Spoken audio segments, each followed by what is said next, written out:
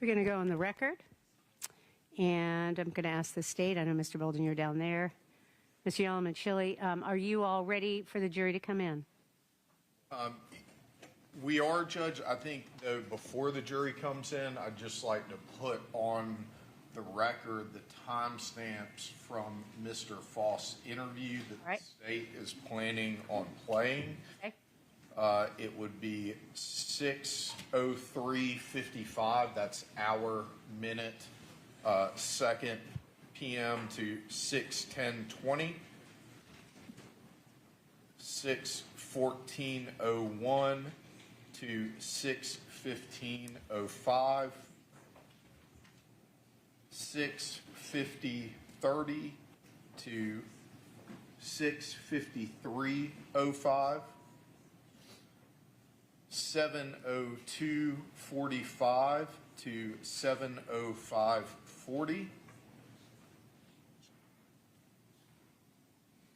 7:11:45 to 7:15:05.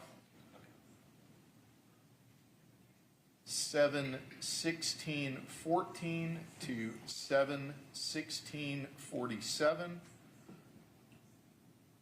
And 7:08:35 to 7:11:15.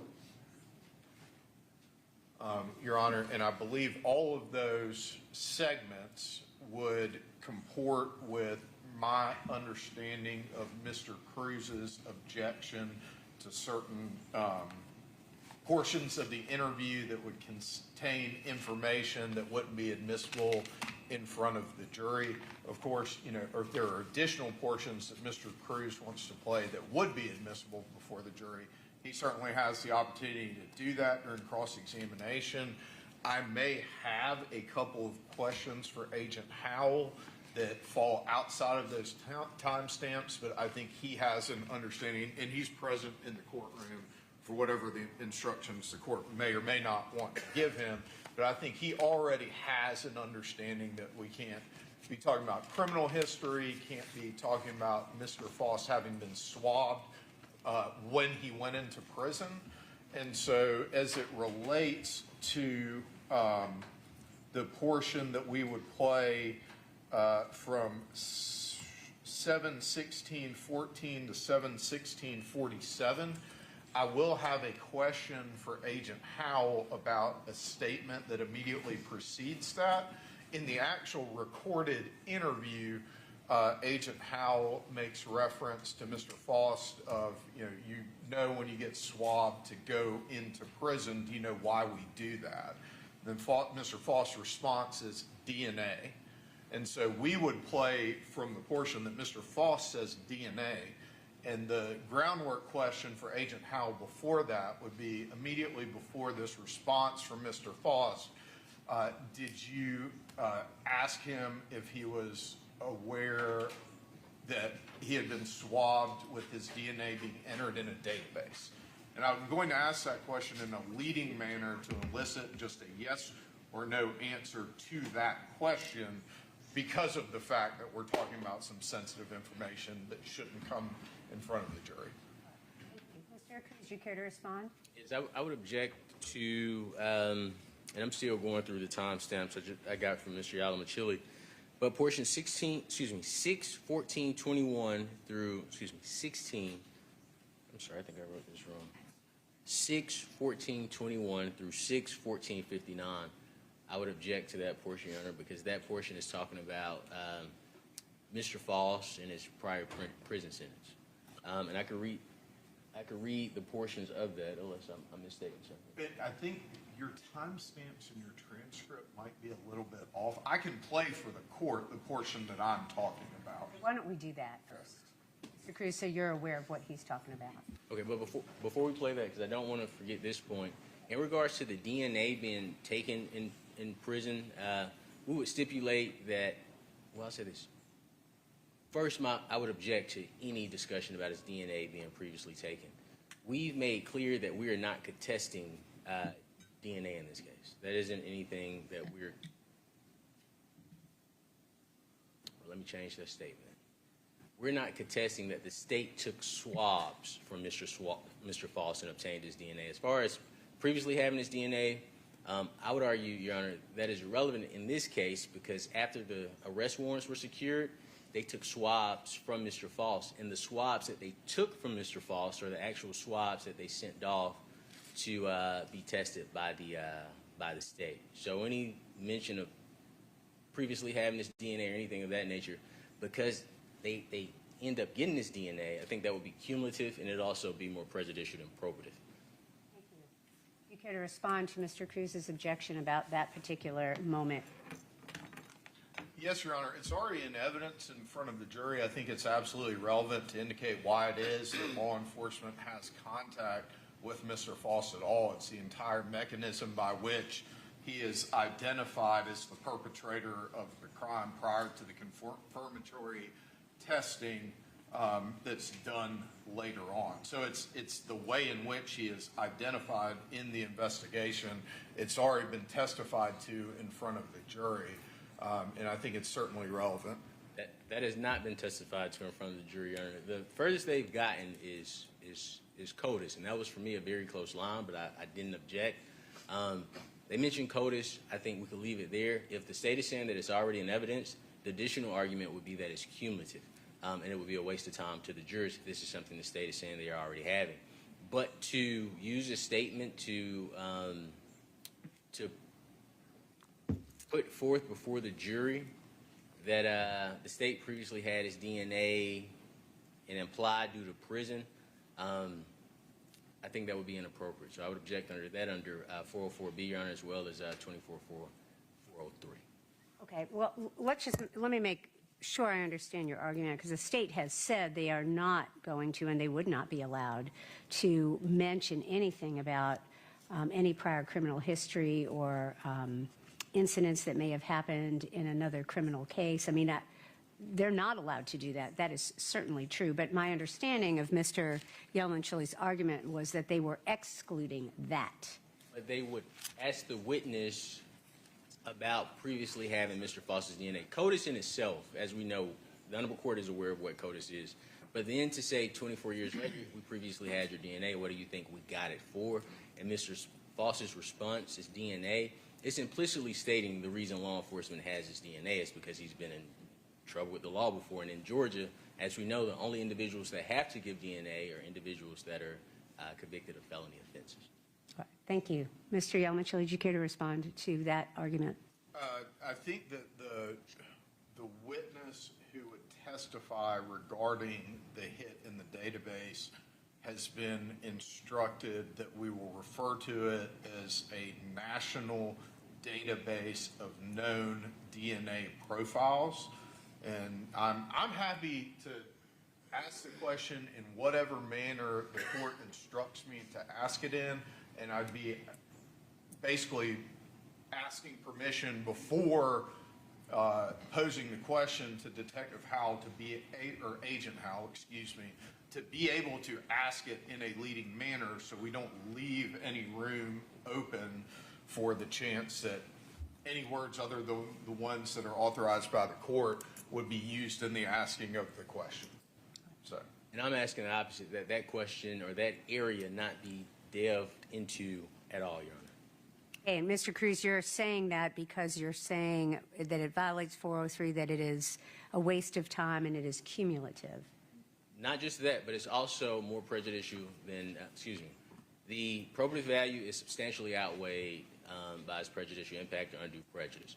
But also it gets into 404. Pretty much what I believe this line of testimony would put before the jury is an inference of Mr. Faust has been in trouble with the law before, they've gotten his DNA before.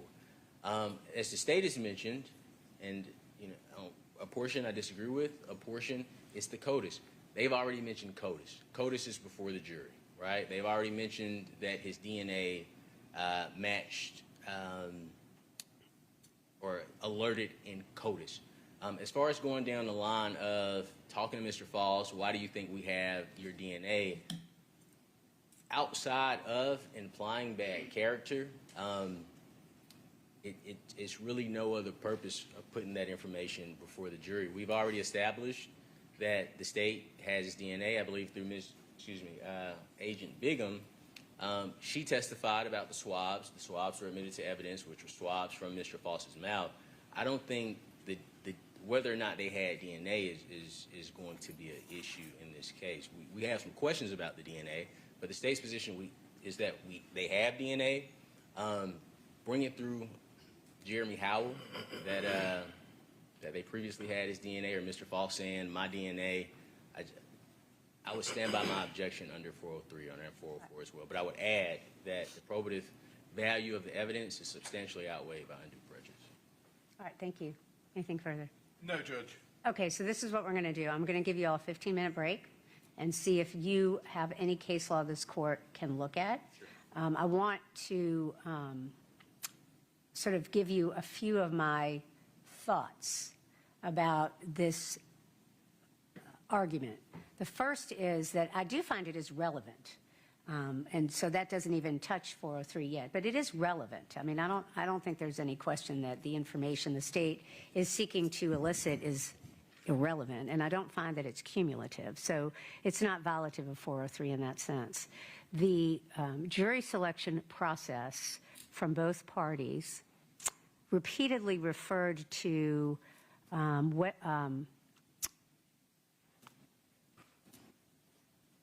websites and companies that people consistently use in our country, like Ancestry.com or 21andMe or whatever, those kinds of companies. Those questions were asked by both parties to the jury. And so there is a sense of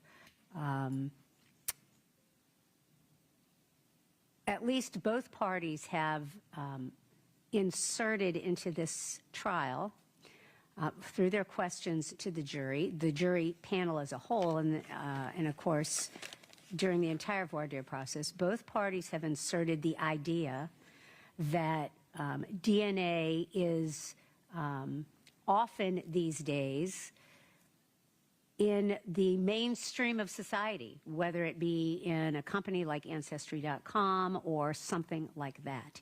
And so certainly, Mr. Cruz, your argument is very significant. I'm going to go look up the law, and I'll let you all look it up too, about whether it is common knowledge that a national database like CODIS is only reflective of someone being in the prison system. I'm not sure that's accurate. There hasn't been any evidence in the trial that says anything like the national database is only for people that have been in the prison system. There has been no evidence to suggest that. And so I do think the question is whether that is such a common understanding that it is a moment where when it's mentioned, the jury would absolutely know this. And I'm not sure about that. I am going to look up the law as to whether something like this is violative of 404B, and then I'll make a decision about whether 403 has actually been implicated. So it's almost 9:30. I'll be back on the bench at 9:45, and we'll discuss it. All right, thank you.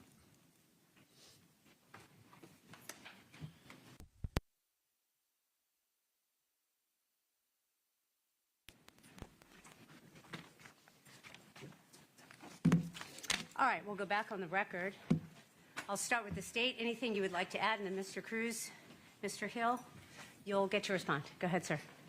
Thank you, Your Honor. So one thing that I know that the court has already found that information related to the CODIS hit is relevant.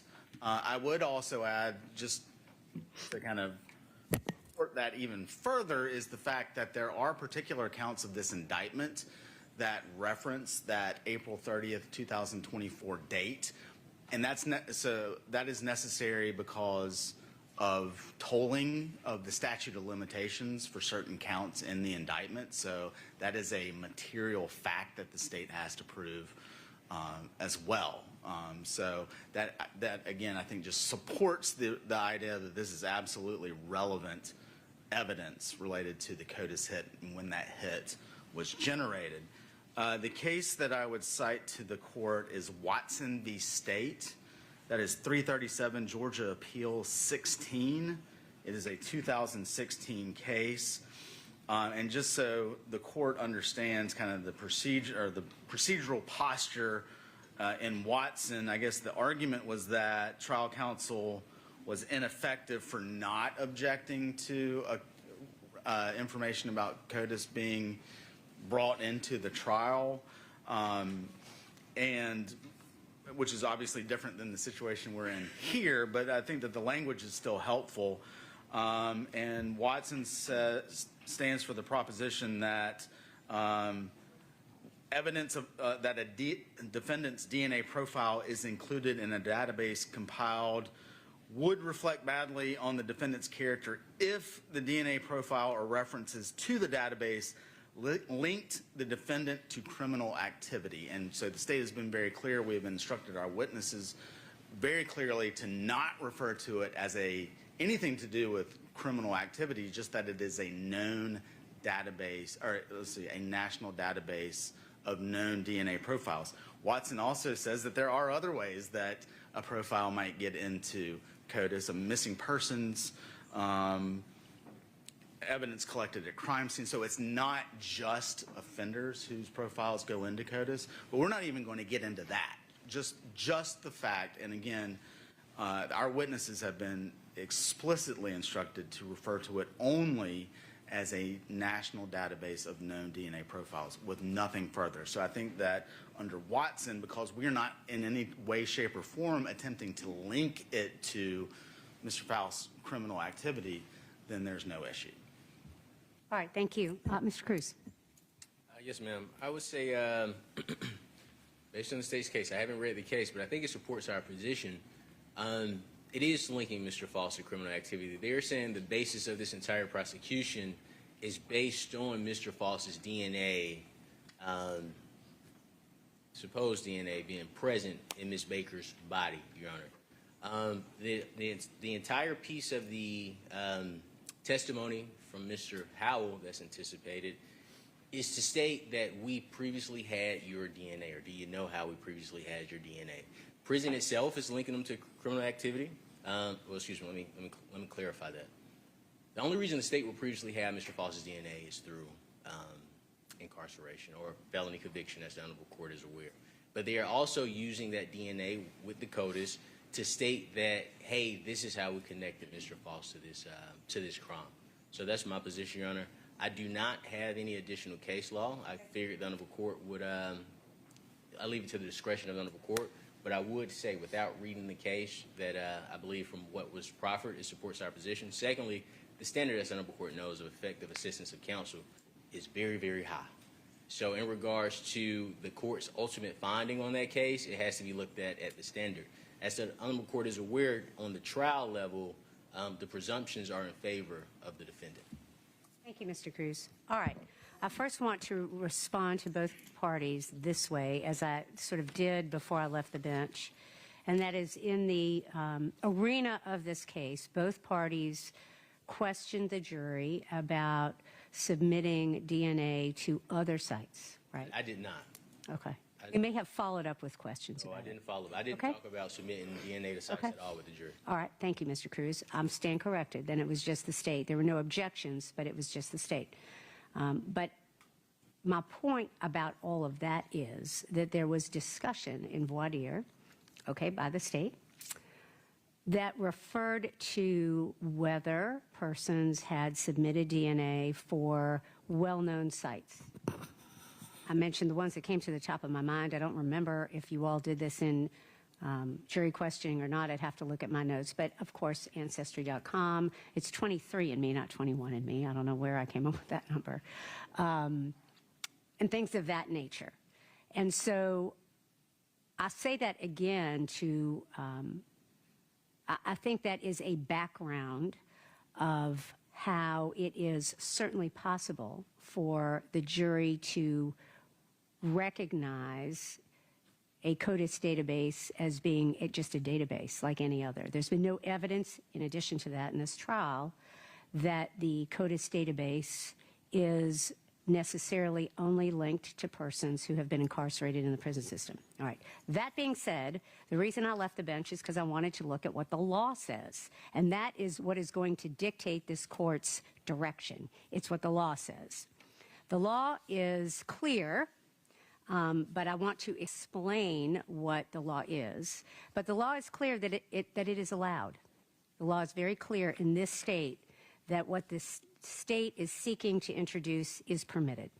That's in Scales versus the State, 310 Georgia App 48, a 2011 case. It is still good law.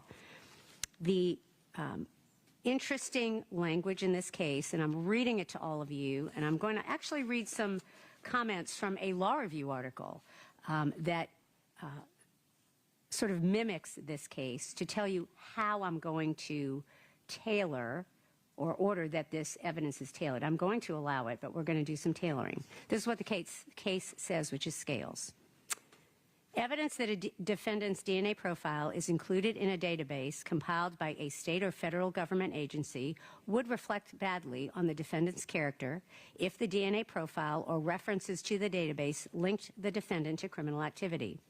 Therefore, we hold that evidence of a matching DNA profile in a government database does not, in and of itself, constitute impermissible character evidence when no reference is made as to why the matching sample was collected or stored, and when no reference is made linking the defendant's DNA profile to other criminal activity. Other states have reached similar conclusions, and that's the law. So in looking at the law in the state of Georgia, I wanted to just see what else was out there in the brief moments that we had. There is a law review article that is, I'm looking for the date, that is from December of 2025, so a very recent article. And I'll just read it to you all, just so I don't have to summarize it in my own words. In cold hit cases, prosecutors may wish to introduce evidence to the jury regarding how the defendant came to the attention of investigators. Specifically, the prosecutor may feel that the jury will wonder why a particular suspect was selected in the absence of testimony regarding the database search. This sentiment may be especially acute in long, dormant, cold hit cases in which a great deal of time elapses between the offense and the prosecution. Generally speaking, defendants have sought to preclude such testimony. Occasionally, trial courts grant such motions, typically made on Rule 403 prejudice or Rule 404B character grounds, as you have made, Mr. Cruz, and allow the prosecutor only to elicit testimony such as that the defendant came to the investigator's attention as a suspect. However, the majority of appellate courts that have reviewed denials of motions on this basis have been upheld. Scales versus the State, which I just mentioned to both of you, to all of you, is typical of the handful of courts that have addressed the issue, and that the court declared, quote, that evidence of a matching DNA profile in a government database does not in and of itself constitute impermissible character evidence when no reference is made as to why the matching sample was collected or stored, and when no reference is made linking the defendant's DNA profile to other criminal activity. And so I wanted to just read that to you. I mean, I realize law review articles are not law, but it does support the case that the court feels is appropriate to rely on. So I'm going to allow the question, but we're going to limit the question in this manner. We're going to narrowly tailor the state's ability to present this evidence. First of all, the only permissible reference to CODIS is going to be with the words that it is a national database, not a government national database, a national database. I want to pause here for a moment and also say this, that we looked at a few other cases in the country that were cold cases, as we all have been discussing, out of the presence of the jury, as to whether this issue came up. And the evidence in several of those cold cases was that the defendant's DNA profile was collected using the mediums that I have described were mentioned during jury selection. They were collected using Ancestry.com and 23andMe and other DNA other agencies that collect DNA. And those cases were referred to as national databases, but they were not criminal in nature. They were not CODIS, but they were national databases. So I think the reason I want to mention that is I think it supports my feeling earlier that I articulated to all of you that,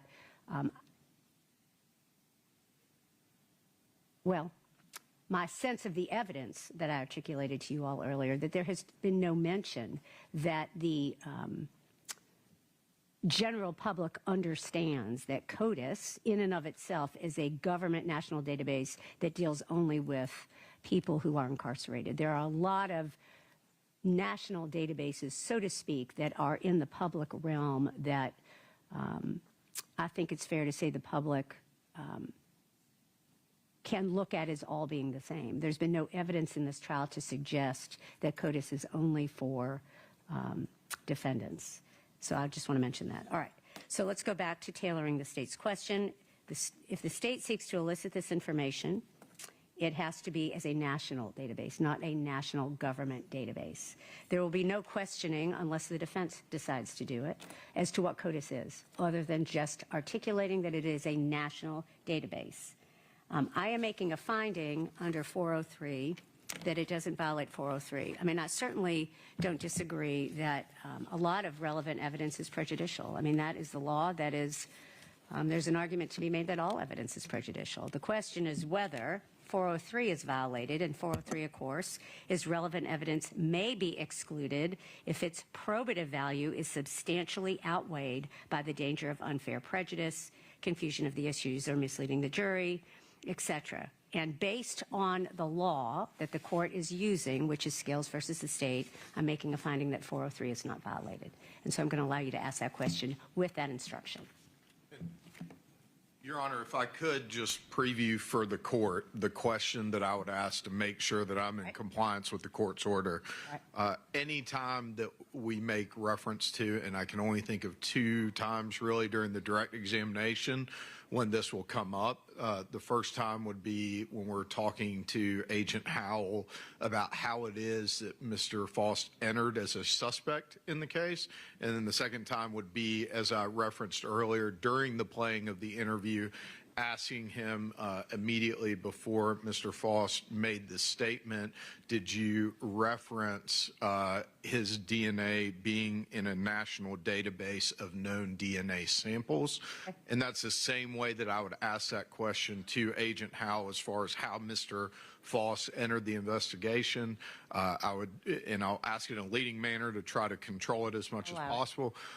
Your Honor, I would ask Agent Howell, did Mr. Faust come to y'all's attention as a suspect in the case based on the presence of his DNA in a national database of known DNA samples? All right.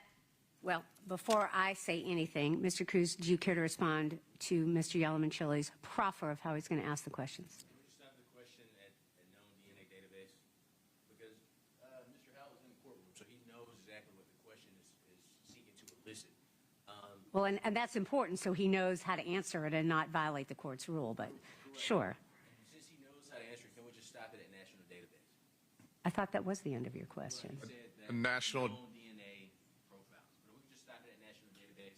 Mr. Howell knows the testimony that's suspected. Just trying Okay. Okay. I understand the court's rule. We're just trying to limit any potential prejudice. I understand. Would you like to respond to Mr. Cruz's request?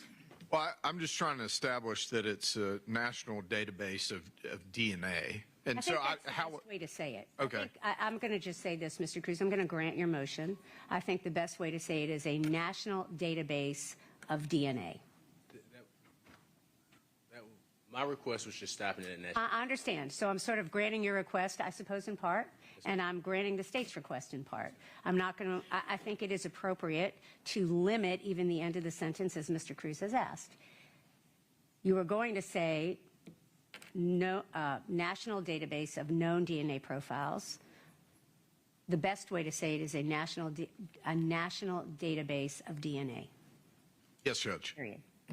All right, so I'm going to grant your motion in part and overrule it in part. I'm going to grant your motion in part and overrule it in part to elicit that information. You do have your agent here, I know that, and he's allowed to be in the courtroom based on the statutes, but I'm going to give you a second to talk to Agent Howell and make sure that you all are on the same page. And is there anything else we need to talk about, though, before we bring the jury in? I need to proffer two things on the record, if that's okay. Okay, of course. And I'm just proffering for the record, Your Honor. In regards to the testimony of Elizabeth Bigham yesterday, in regards to the court's ruling about Mr. Faust's living situation and the address he stayed at in the weekend of Ms. Baker's death, the expected testimony would have been that Ms. Bigham, based on her review of the case file, would have known that Mr. Faust stayed at Knollwood Apartments. Hold on a second, Mr. Cruz. What are you proffering a question you're going to ask? No. So yesterday I didn't do it, but I was supposed to, anytime testimony is excluded or evidence is excluded, I believe pursuant to Rule 103, and I can check my notes, I'm supposed to proffer the excluded evidence into the record for appellate review. So that's all I'm doing. Okay, well, I think that that is untimely at this time. If you care to call Agent Bigham back on cross-examination and you want to bring up those comments, then you certainly can do so, but I think now it is untimely. Okay. Question for you. With Mr. Howell, I do intend to ask him a general question. I want to make sure it doesn't violate the court's order. All right. Can I ask him generally, was he aware of any information suggesting that Mr. Faust did not stay at 350 Cooper Road on the weekend of Ms. Baker's death? Okay. Is that a permissible question for them to report? Before I answer that, I'm going to let the state respond, if you care to respond. As long as it's information that draws on his personal knowledge, I think that he could ask that question, Judge.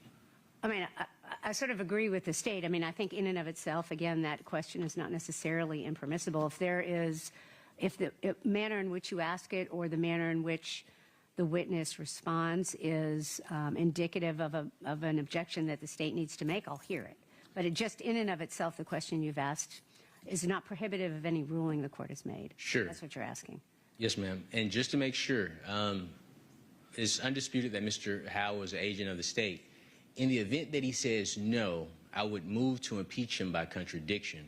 And the impeachment material would be the document that I showed the state yesterday. Okay. And that's why I want to ask to make sure that that's okay. Well, if we have to get to that, we'll get to that. And I'll certainly take up any arguments that may need to be taken up at the time. If I have to send the jury out, I will. I don't want to make this is a pretty nuanced argument that you all are making. And I think it's making it in a vacuum is not something the court can consider at this time. If you ask a question that the state objects to, I'll hear it, and we'll talk about it. And if you all want me to send the jury out to do that, I will certainly do that. But the answer to your initial question about that particular question in and of itself is not violative of any ruling the court has made. Yes, ma'am. Okay. Right. Thank you. Thank you. Yes.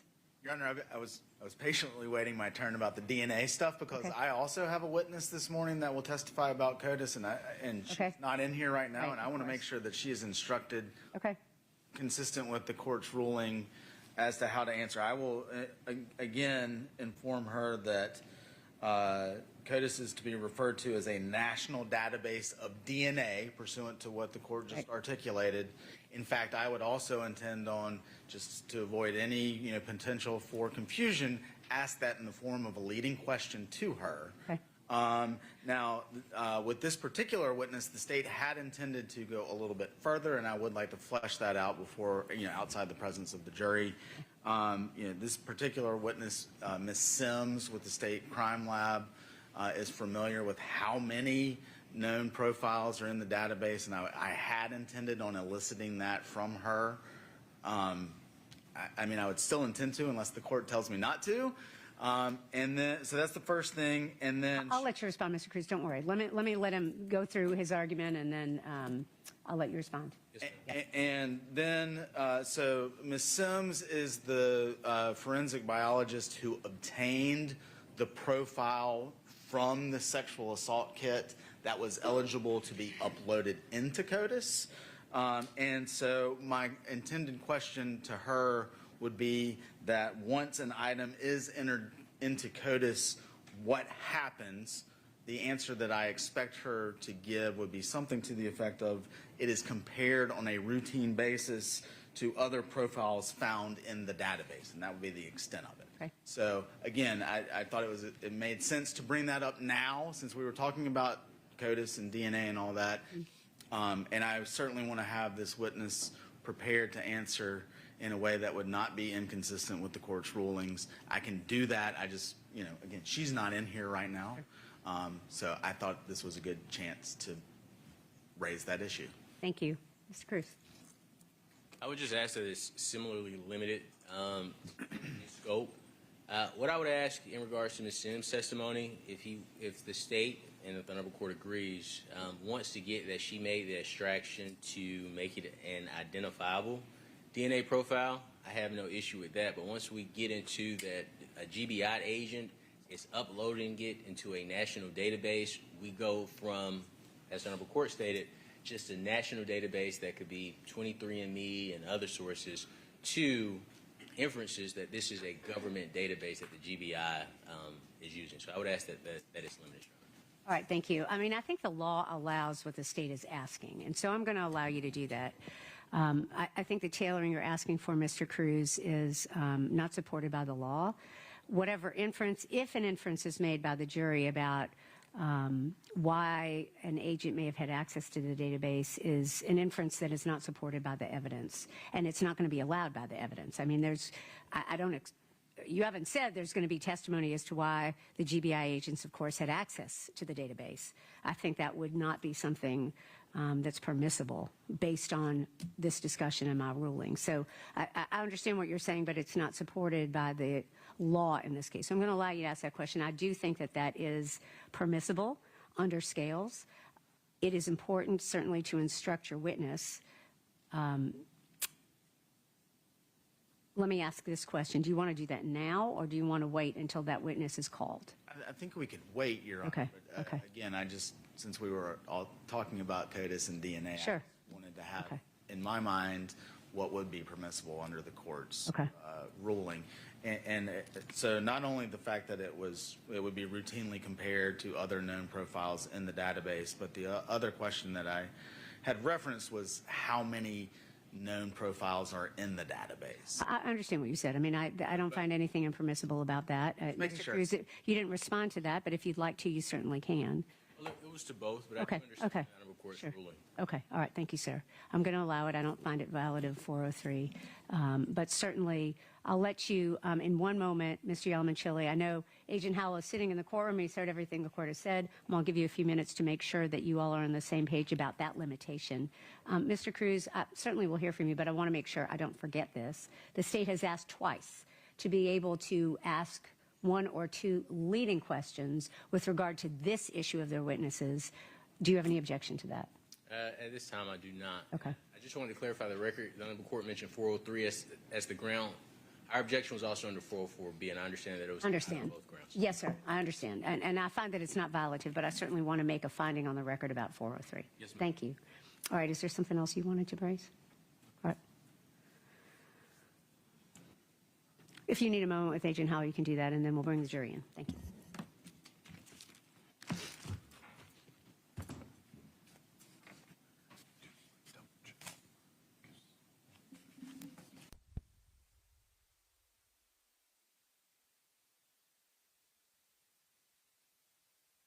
Clear in reference to the questions, I think that what we would ask from Ms. Sims would use the word CODIS, and then the explanation of what CODIS is a national database of DNA. Is that consistent with the court's ruling? That is consistent. And if you need to write that down for her so that she has it in a manner that would be helpful, we can talk about whether that is appropriate for this witness sitting in the witness box. I certainly think it is, but we can talk about that if you think that would be helpful for this witness. I don't know whether this witness has, testified before, and I don't want a witness who has not testified. I don't remember this witness. I have to look at my notes. But I don't want a witness who has not testified before or many times to be nervous and do it incorrectly. And so notes to that effect, I think, would be appropriate so that the ruling is not violated. Yes, Your Honor. Thank you. Is the defense ready? Yes, ma'am. All right, thank you. I do want to mention one thing for our media persons who are here this morning, sir, and other persons who are here. There was something online that was brought to my attention by the state, and I don't know whether this happened or not, but somebody posted something that suggested that the jurors might have been shown leaving the building. And I don't know whether that is accurate or not, but I just want to make sure every media person in here understands that in no way, shape, or form can anyone identify the jurors, obviously by name or take a picture of them or a video or anything. I mean, I know you know that, but I just want to mention that. I don't know whether that actually happened for a brief second or not, but I just want to bring to everybody's attention. Thank you very much. All right, you can bring the jury out. Thank you.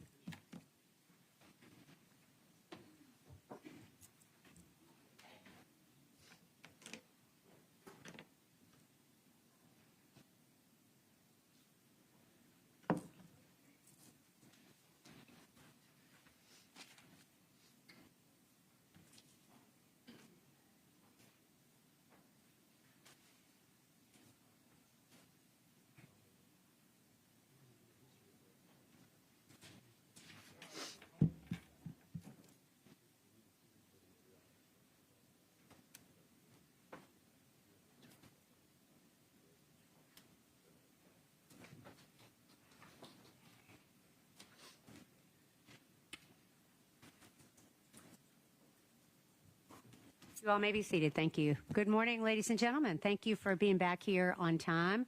We are getting started a little bit past schedule. I'm sorry for that. But as always, there are things that we need to take up outside your presence. This one took a little bit longer than I had anticipated. I do appreciate your patience. We are ready to begin. We are here to resume the trial of the State of Georgia versus Edrick Faust, SU 24 CR 0547. Is the state ready? State's ready, Judge. Is the defense ready? Yes, ma'am. All right, thank you. You may call your next witness, Mr. Yalamanchili. State calls Agent Jeremy Howell. Agent Howell?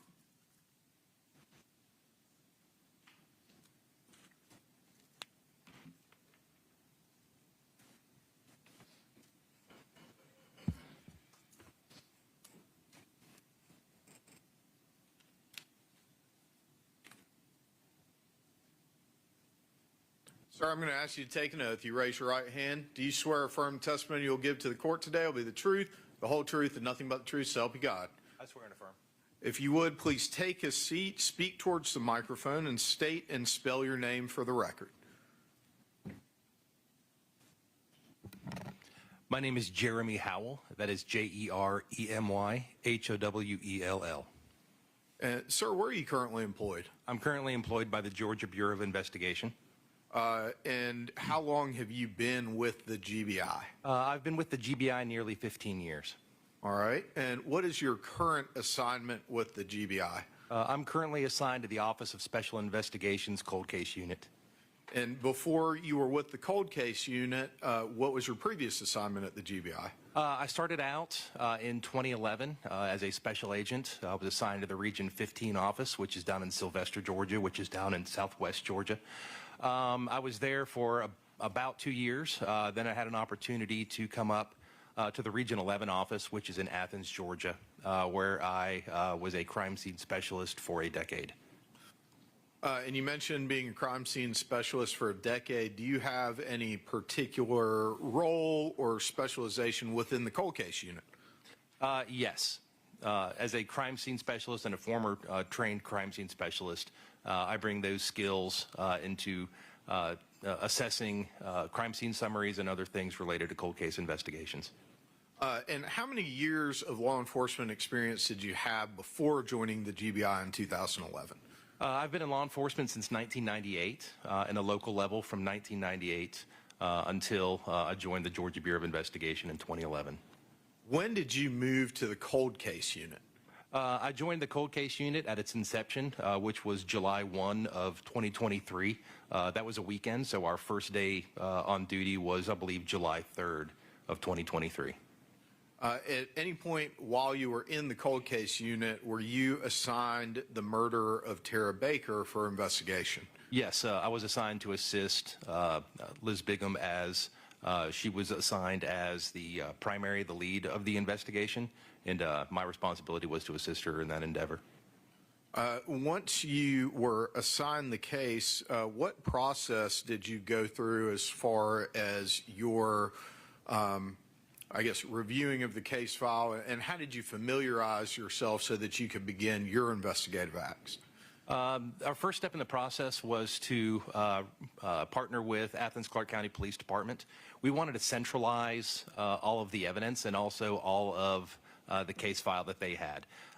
They were kind enough to grace us with a securable conference room at their West Side precinct, which is over by the mall.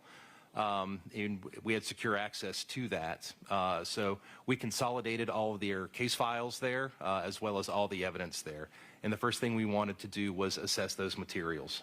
We wanted to modernize the case file, which was to scan everything and make it into a searchable format as a PDF. We also wanted to inventory all of the items of evidence and compile a list of what we had, what had been done with it, and seek other potential things that we could do with that evidence. And was this a process that was completed in a day, or did it take longer than that? It took much longer than this. There were multi-volumes to that Athens-Clarke County file. There were multiple items of evidence. One of the things that we are graced with the cold case unit is the gift of time and resources.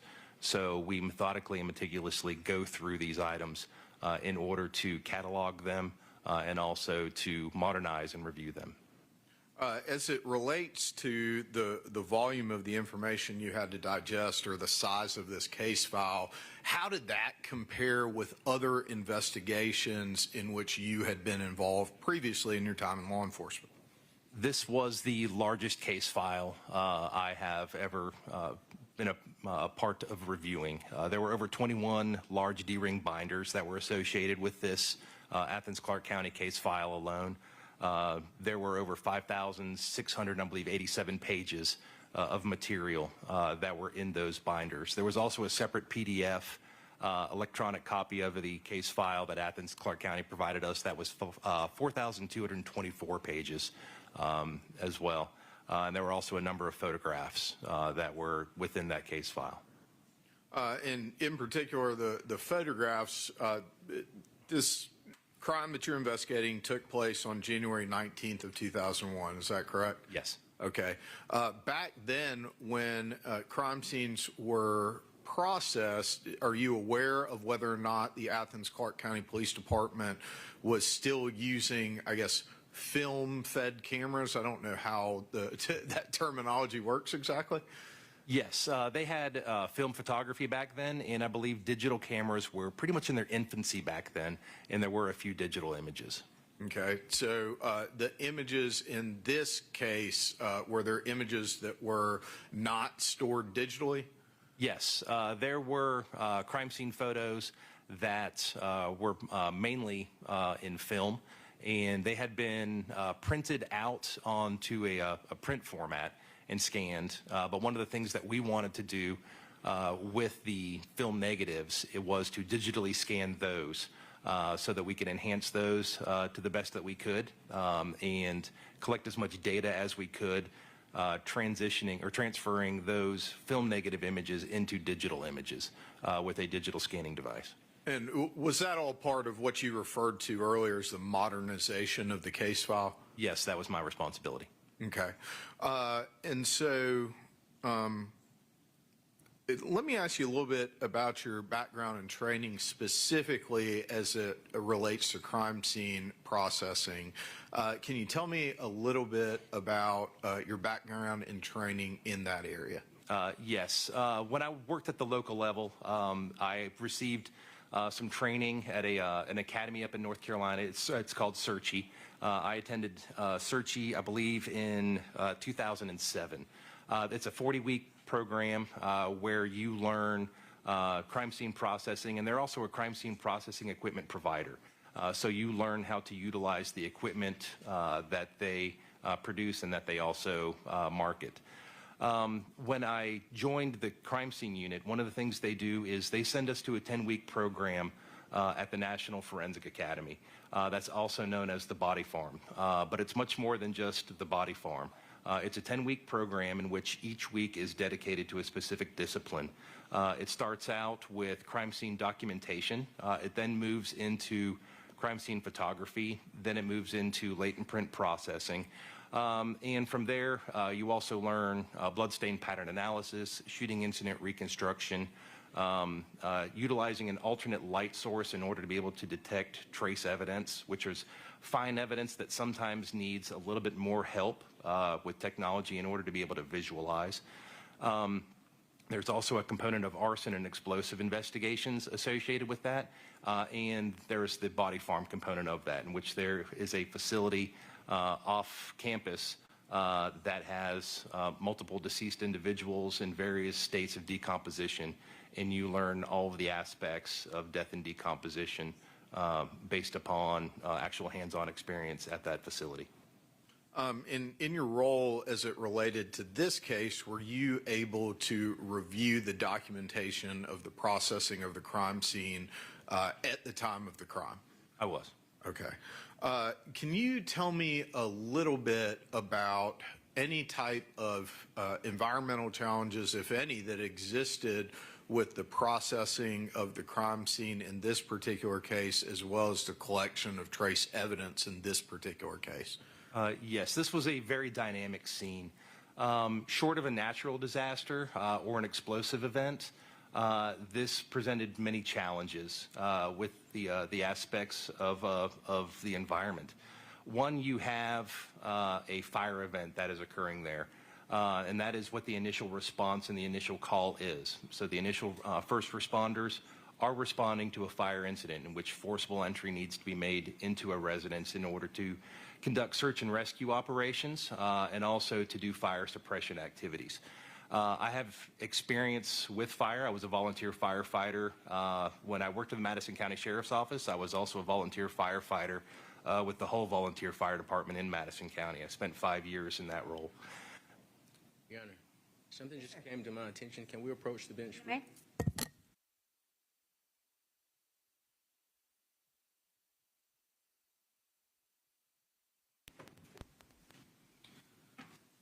Agent Howell, I think where we were, I actually kind of kept up with it, I believe, is you were discussing your previous fire experience. Yes, and when I was with the volunteer fire department in Hull, one of the things I had the opportunity to do was to attend training at the National Fire Academy, which is in Emmitsburg, Maryland.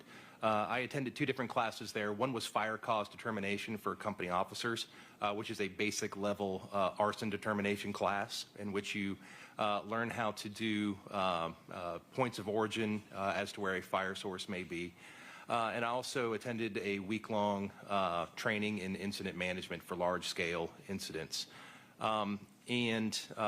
When I was with the GBI, we also received, in addition to the training at the National Fire Academy, or the National Forensic Academy with arson and explosive investigations, we also would do training at our facility here in the state of Georgia, at the Georgia Public Safety Training Center, learning how to do photography in a burned building, because it's a completely different aspect of photography, trying to photograph and document that type of environment.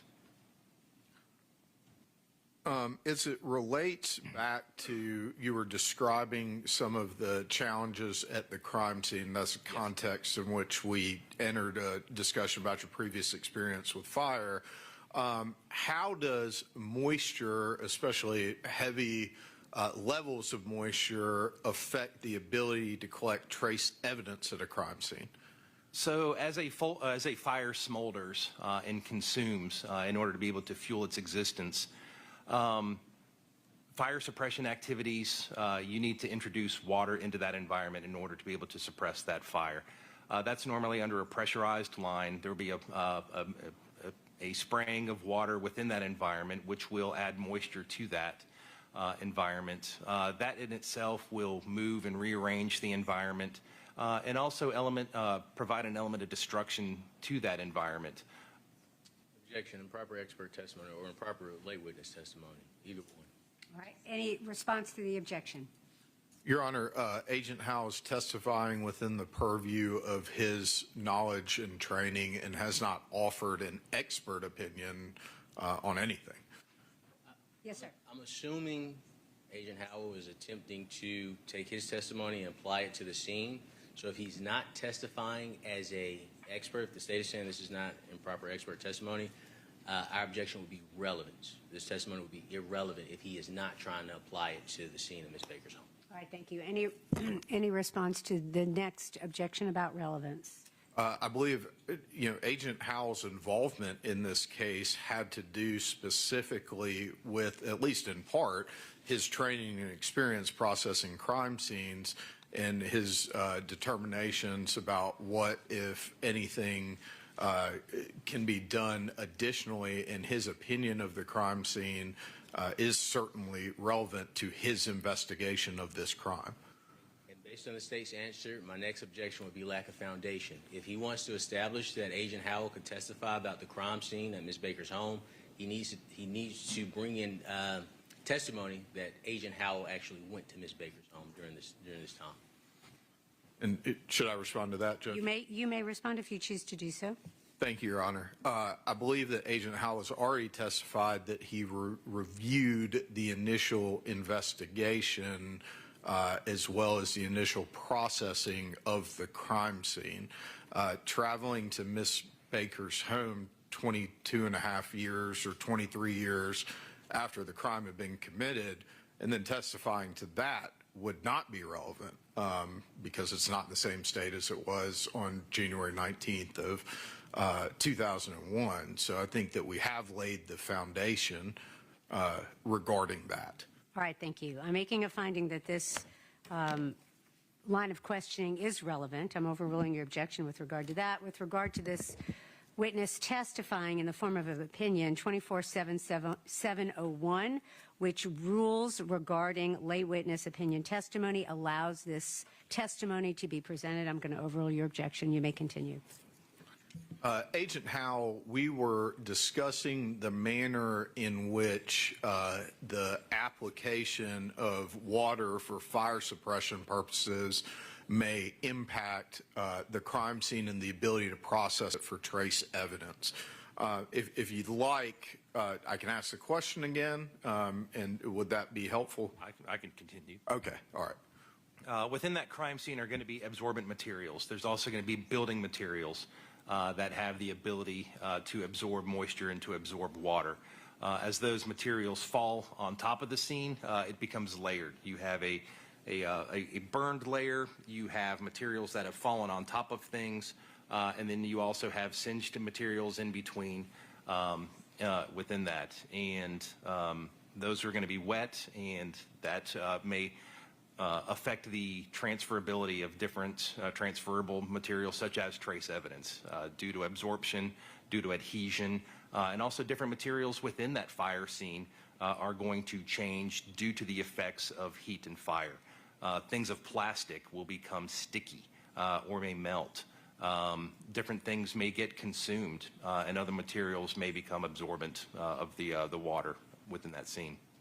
And so particularly as it relates to absorption and adhesion, I want to ask you some background questions and then ask you follow-up questions about those two things.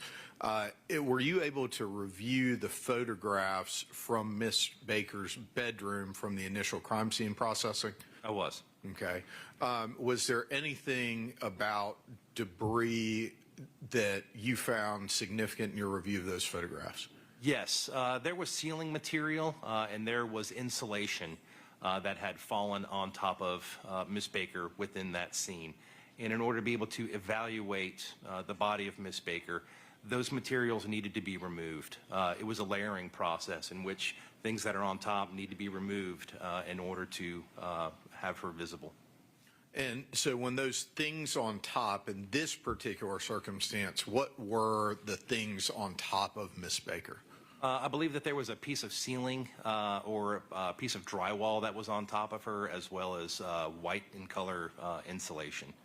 And as it relates to absorption and adhesion, did what you see in the crime scene photographs cause you any concerns about trace evidence from those two things, adhesion and absorption? Yes. I recognize that there was the potential for critical trace evidence to be commingled with those materials. Okay. How would that affect, if it's commingled with those materials, how would that affect the ability for it to be collected and processed at the crime scene? It would be challenging. Okay. Let me ask you a question about a particular type of trace evidence. Are hair fibers, or not hair fibers, but are hairs considered trace evidence? Yes, they are. Okay. As it relates to hairs in particular, based on your training and experience, would you expect to find hairs from individuals in environments that they regularly visit or occupy? I would. Okay. And so let me ask you this. I lost my train of thought there for a second. Let me ask you this about the processing of the crime scene in 2001. Have your tools that are available for crime scene processing changed from 2001 to now? They have. Okay. And so can you describe what may be referred to at times as presentism? Yes. Presentism is one of those things that we try to keep in mind when we are looking at older cold cases. We try to recognize what the capabilities were at that time and what sort of technology they had available to them at that time. That way, when we're applying that critical lens to the case file, to the photography, to the crime scene summary, we're mindful of what the capabilities were then rather than applying presentism, what we can do now to that scene in its documentation. One of the things that we can do is apply modern techniques to evidence that's collected. So we normally try to look at that through that eyes of not bringing today's present capabilities to yesterday's casework. In your review of the processing of the crime scene in this particular crime, were you able to evaluate the manner in which the crime scene was processed? Yes. Okay. And what opinion did you form about that? I believed that they were innovative in some different techniques, especially with trying to assess and document some potential latent print evidence that was on the thighs of Ms. Baker, especially utilizing a chemical developer and a negative lift technique that I honestly was not familiar with until I read this case file and began to educate myself to that process. It was rather novel for the time. Okay. Did you notice any major deficiencies that you noted or anything along those lines? No, sir. Okay. As it relates to the processing of evidence, you mentioned applying modern techniques. Did you go back and rephotograph any of the evidence? I did. Okay. In particular, in this case, did you go back and photograph one of the weapons that was used to murder Miss Baker? I did. I needed some clarification on some things regarding that particular item of evidence. And what was that particular item of evidence? There were two photographs that I don't want to say caused me some concern, but just I wanted some clarity on. And it was a knife that was located on the floor next to the body of Tara Baker. Due to the positioning of the knife, I noticed that the exposed side, the upward side, was light in color. Then I saw another photo in the file of a knife being held up that had a darkened color handle. And I wanted to examine that, that knife in order to get clarification as to both sides of that knife, and also thoroughly photograph both sides of that knife so that there was documentation that this was in fact the same knife. To look at that knife in the crime scene photos, it almost looks like a wooden-handled knife. But then when you look at it, a knife that's being held up against the wall, I believe there's a white latex glove that's holding up that knife. It looks like a black plastic-handled knife. So I wanted to make sure that that was, in fact, the same knife. So I accessed that knife, and I photographed both sides to demonstrate that that is, in fact, the same weapon. When you say you accessed that knife, where did you access it? We went to the Athens Clarke County Police Department in order to be able to access that knife in a quality control environment.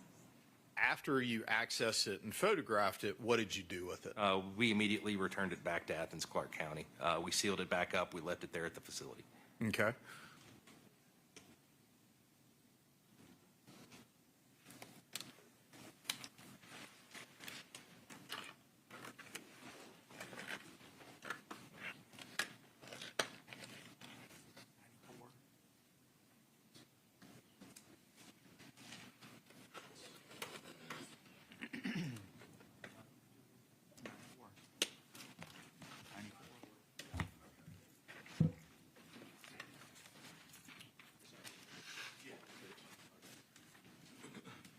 Agent Howell, I'm going to hand you what's been marked as State's Exhibit 94 that has already been admitted into evidence.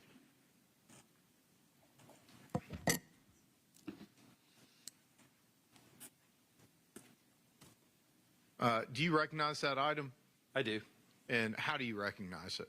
I recognize it in a number of different ways. One is the labeling that is on it. I recognize the Athens Clarke County, their evidence inventory ID on it, as well as their coding that's on it. It has their case number on it. It also has a description of a knife with an 8-inch blade and describes it as charred. It also has a sticker on it from our crime lab, the GBI crime lab, that has our Division of Forensic Science number on it as well as the submission number as number 015. And it also has our GBI evidence property tag, which is a barcode on it. And all of these labels are on this side of the box. There is the Athens Clarke County evidence inventory sticker. There is our GBI evidence inventory sticker, and there is our GBI crime lab sticker here. And it also has seals on it, and where I access the box, there is my initials, my GBI badge number of 189, and the date that I accessed this as 9/14 of 2024. All right. Do you have a pocket knife with you by any chance? I do not. Okay. Your Don't Honor, bring is that it into all right if I hand the witness a pocket knife? It is. All right. Thank you. If you would you please unseal that box?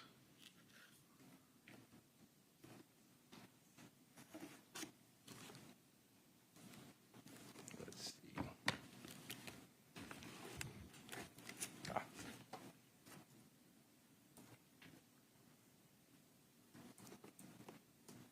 Here we go.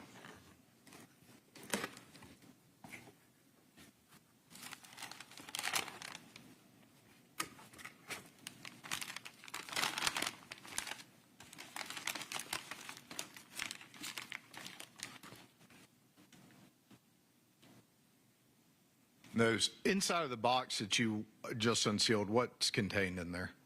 There is a sealed brown paper bag in here as well that has the item number listed and documented on there. Again, it has the Athens Clarke County case number on there. It has the item number and the description as a knife.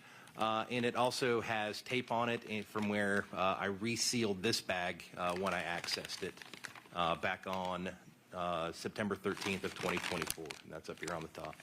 Okay. Can you unseal that bag, please? I can.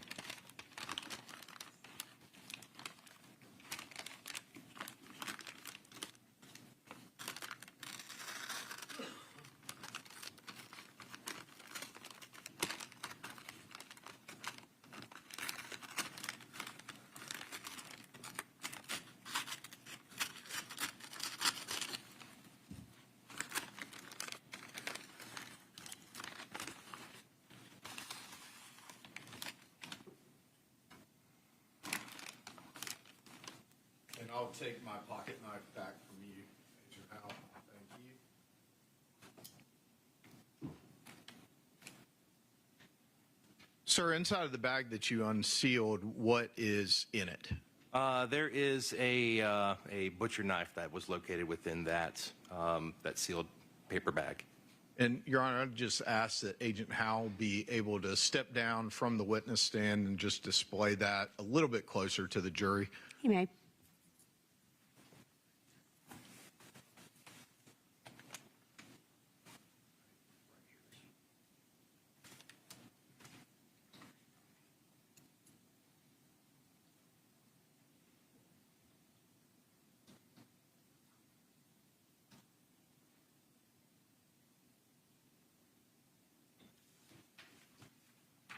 Thank you, Agent Howell. If you could, please take the witness stand again and return the knife back to its original packaging.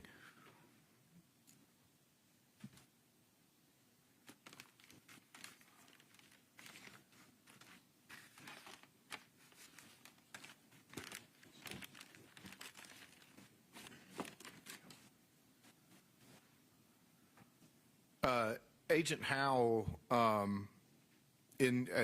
as y'all are reviewing the physical evidence in the case and reviewing the case file, is there ever any effort made, you mentioned modern techniques, to determine if there's evidence that it may be useful to resubmit or analyze that maybe wasn't analyzed or can be analyzed in new ways?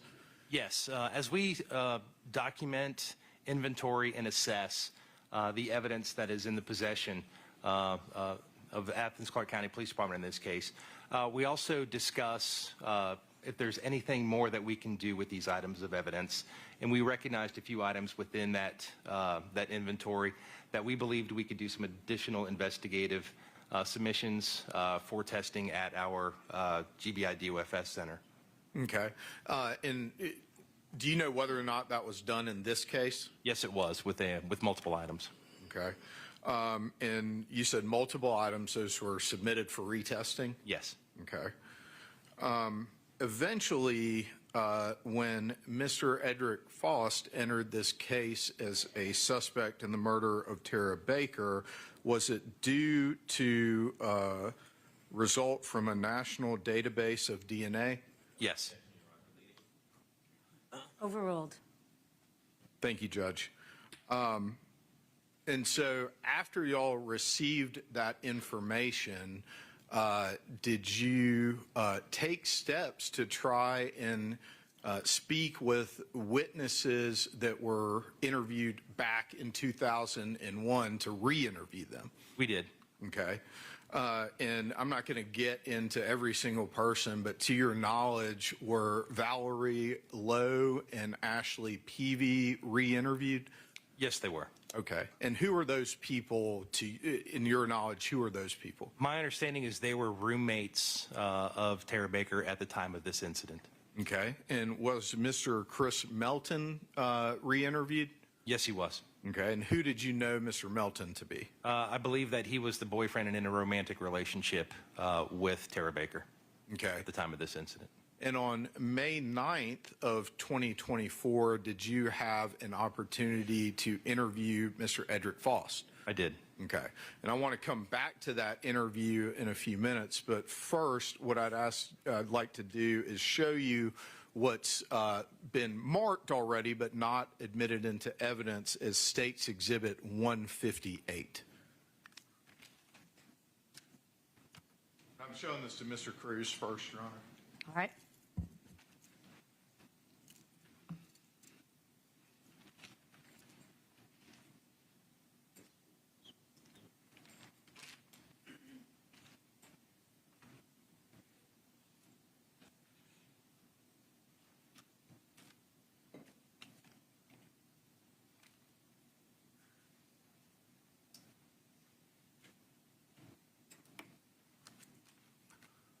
Agent Howell, on May 10th of 2024, did you have an opportunity to collect buccal swabs from Mr. Faust? I did.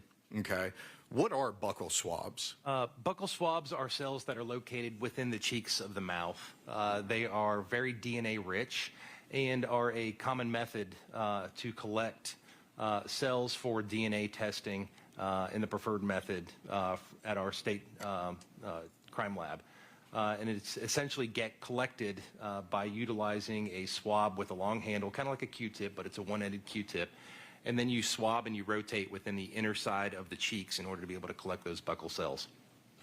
They're then packaged in a sterile box. That box is then sealed, and then that box is then resealed into a paper bag similar to this. Okay. Do you recognize that item that I handed you, States 158, I believe? I do. Okay. And how do you recognize it? This bag is labeled with our GBI evidence property tag. It is BB 68963. And on this is also an evidence sticker that documents the date and time it was collected, who it was collected from, and where it was collected. And this has a description of a box containing 2 buccal swabs from the mouth of Edrick Faust. And this was collected on 5/10 of 2024 at 12:05 p.m. Okay. And Judge, I'd move at this time to tender States 158. Any objection? No, ma'am. It is admitted.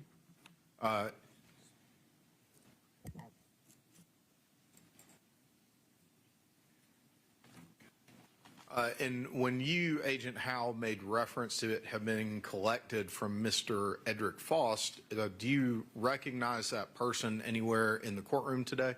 I do. Okay. If you don't mind, please describe where that individual is sitting in an item of clothing or other description. He is sitting at the defense counsel table. He is wearing a blue and white striped shirt and glasses. Your Honor, I'd ask that the record reflect that Agent Howell has identified the defendant, Mr. Edrick Faust. So reflects. Okay. After you collect those samples, where do you send them to? We then send them and we submit them to our evidence receiving at our state crime lab facility, and our main center is in Decatur, Georgia, and that is our Division of Forensic Science Laboratory. Okay. Agent Howell, I want to fast forward again before we rewind back to the interview. Are you familiar with the location at 350 Cooper Road? I am. Okay. What significance, if any, does that address have for you in relation to this investigation? That was our understanding of a residence in which Mr. Edrick Faust would stay at. Okay. And as part of the investigation of this case, was there ever a drone video created of 350 Cooper Road and 160 Fawn Drive? Yes. Okay. And Your Honor, at this time I'm going to show Mr. Cruz what's been labeled as State's Exhibit 159.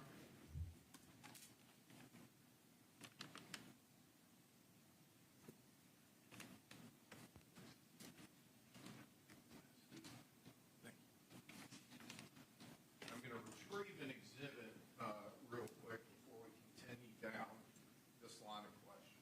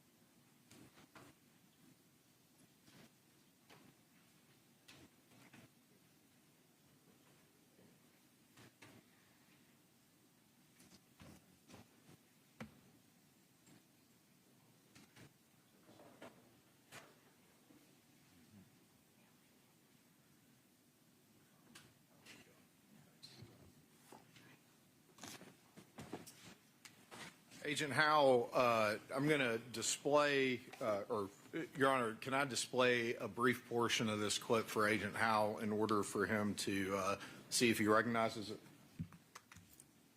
Yes, but I think you need to do that outside the presence of the jury or in front of him so he can see it. Yes, Your Honor, All right. and I will. Yes.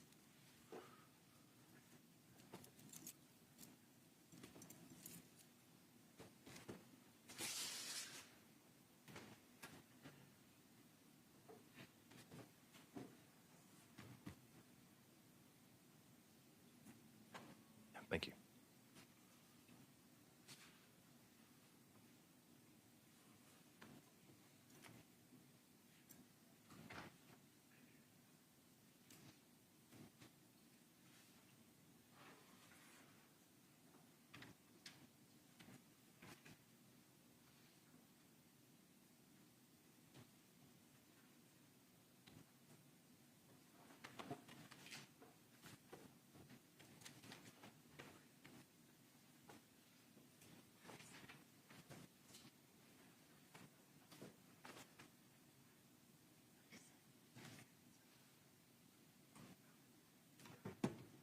Agent Howell, hadn't had an opportunity to review some different portions of State's Exhibit 159. Do you recognize what that is? I do.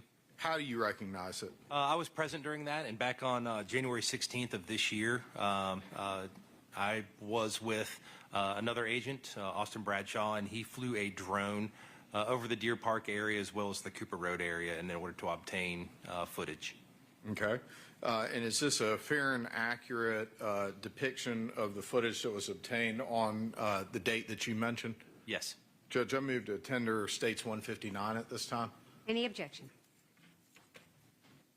No, Your Honor. It is admitted. I move to publish it to the jury, Judge. You may do so.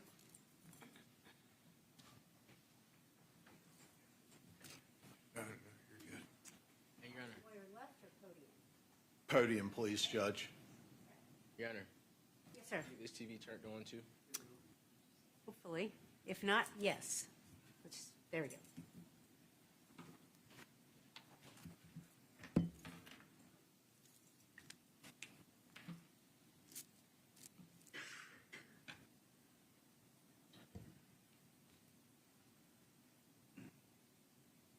And publishing States 159. Before we start that, though, what are we looking at here as the video starts, Agent Howell? This is the front side of 350 Cooper Road, and that is the front-facing side of the house that faces toward, I believe, the east and also the Deer Park subdivision.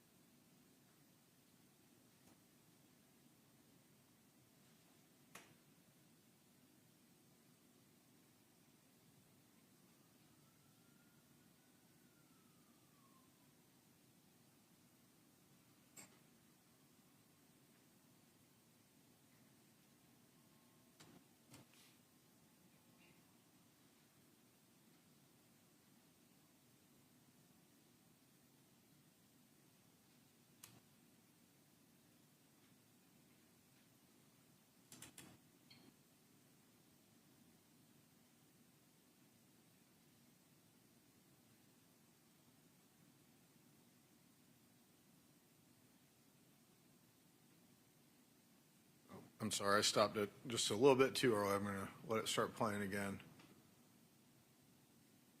All right, Agent Howell, camera just zoomed in on one house in particular.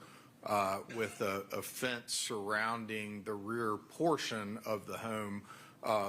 What address is that? I recognize that as 160 Fawn Drive. Okay.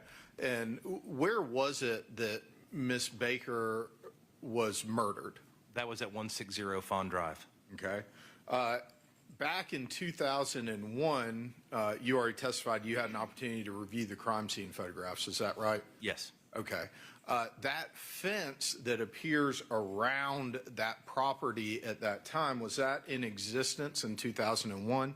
That was not.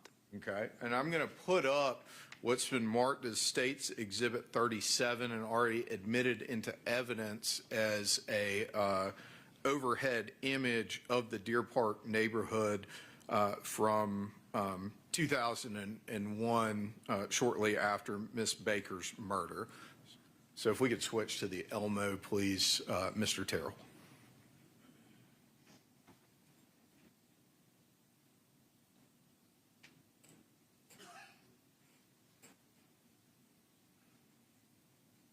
On State's Exhibit 37, if you could, please indicate by drawing a circle where 160 Fawn Drive is located.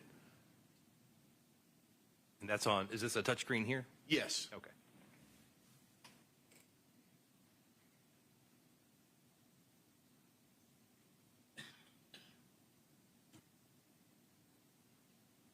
Thank you, sir. And now, if you are able, please draw a circle around where 350 is located.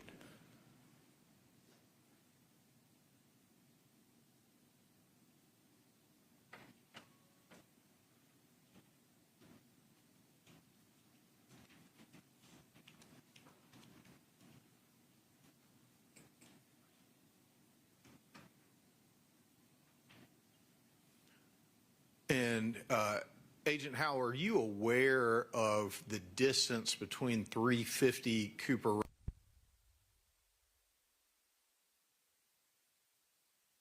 Yes, I measured that distance as 585 feet.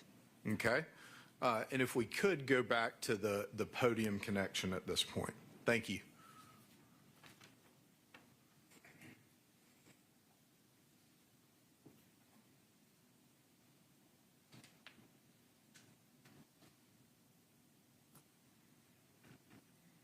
And I'm continuing to play States 159 at this point.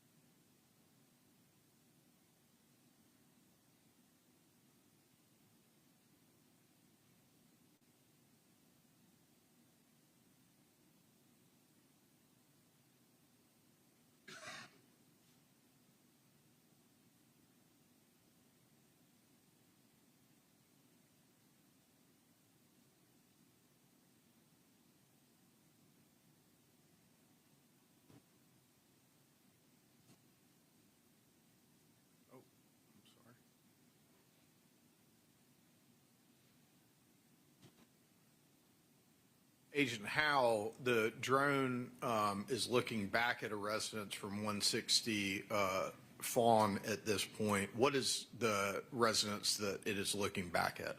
I recognize that as 350. Okay.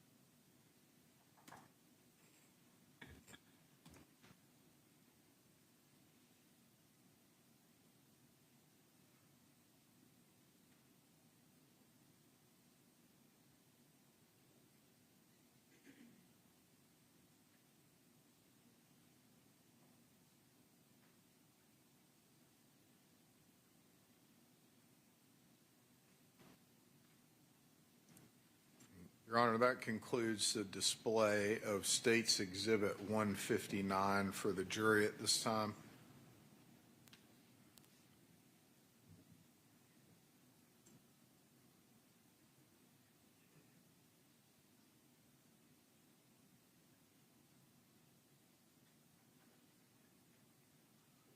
And Agent Howe, if we could go back to the Elmo just briefly, Mr. Terrell.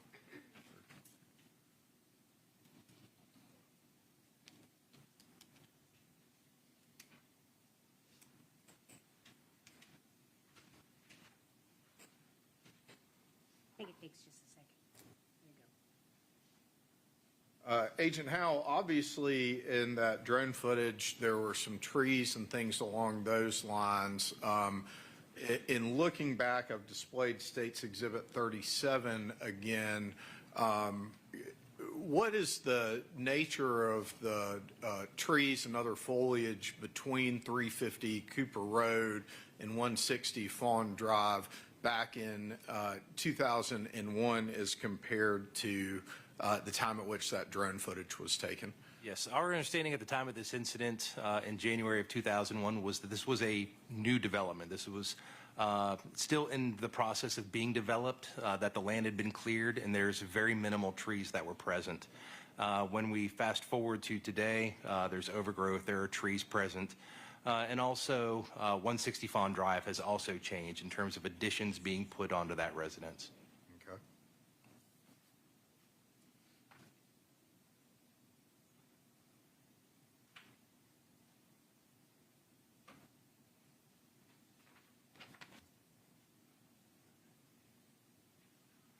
Agent Howell, I'm going to hand Mr. Cruz what I've marked as State's Exhibit 160.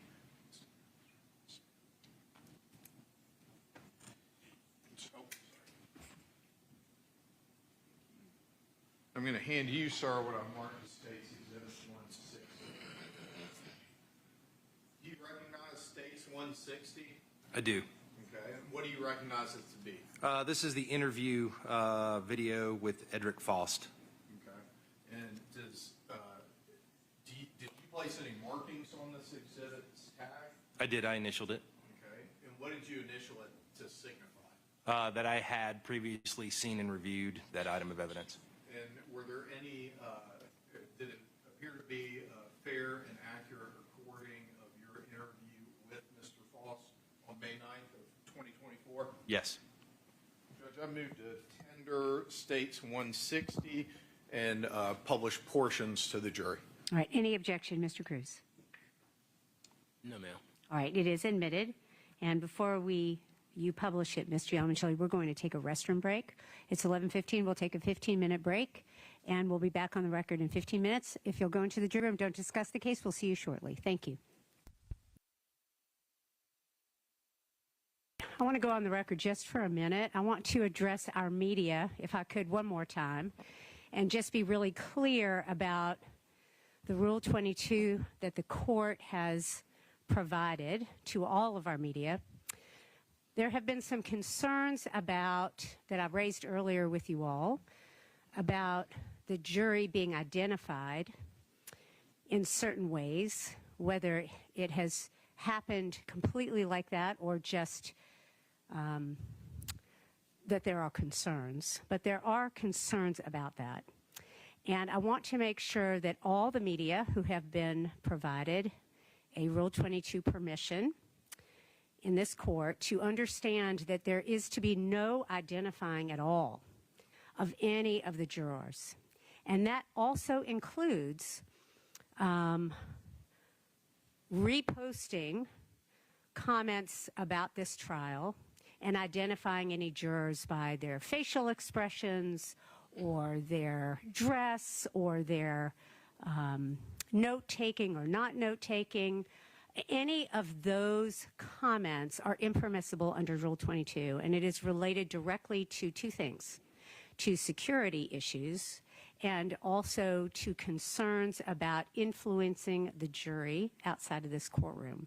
And so I'm going to ask the media to definitely pay specific attention to the rule that the court provided and to refrain at all costs from identifying any individual jurors in any way.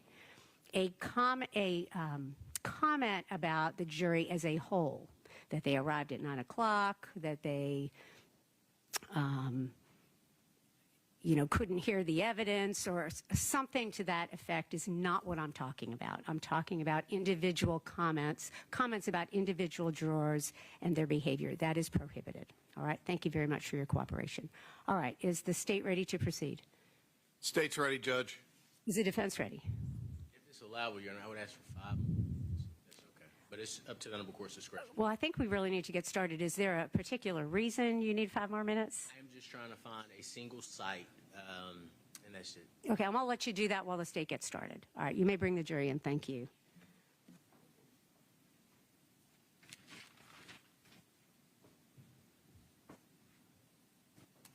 You all may be seated. Thank you. Mr. Yalamanchili, you may proceed.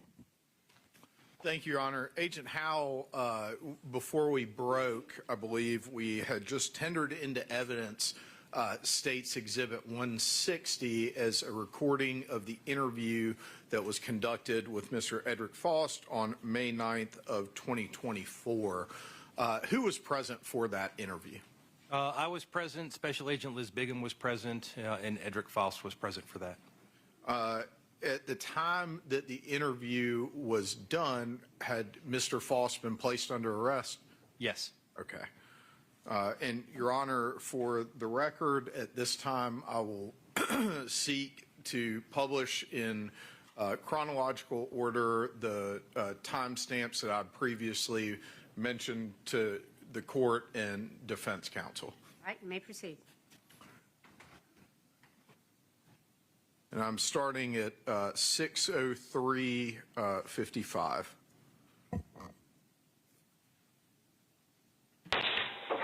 Hey, how are you? Good, how are you? Good. Are you Ms. Faust? I am. Hey, I'm Liz Bigham. I'm with the GBI. This is Jeremy Howell with the GBI. Love it all. You want to take those off right now? We need to sit, talk to you and do some things. But are you going to act right? Well, Are you sure? Okay. Do you have my handcuff keys back in there? I can go grab it. Do you have one on you? hang on. Okay. Can you use some water or anything? I'm cool. You sure? You use the restroom? I'll just use the restroom already. I'm sorry? I use the restroom. Oh, you just use the restroom. Okay. Let's see, I think I got the right key for these. Right, let's go down this a ways. There it is. Okay. Sorry, I don't have a key for that. There you go. Here's that. Great. Just in case you want something. There you go. All right.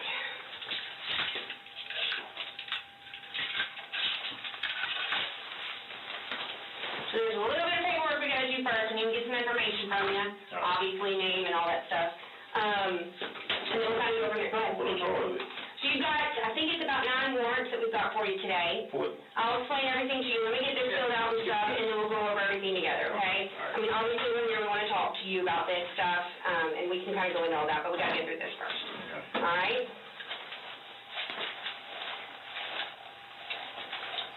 It's Edrick or Edrick? Edrick. Edrick, Yeah. E-D-R-I-C-K? Correct. And what's your middle name? Lamont. L-A? M-O-N-T. All right. And FAUST? Correct. How old are you, Mr. Faust? I am 48. Are you sure? Okay. And what's a good home address for you? My home address is, well, I got a P.O. box number. What's like your physical home address?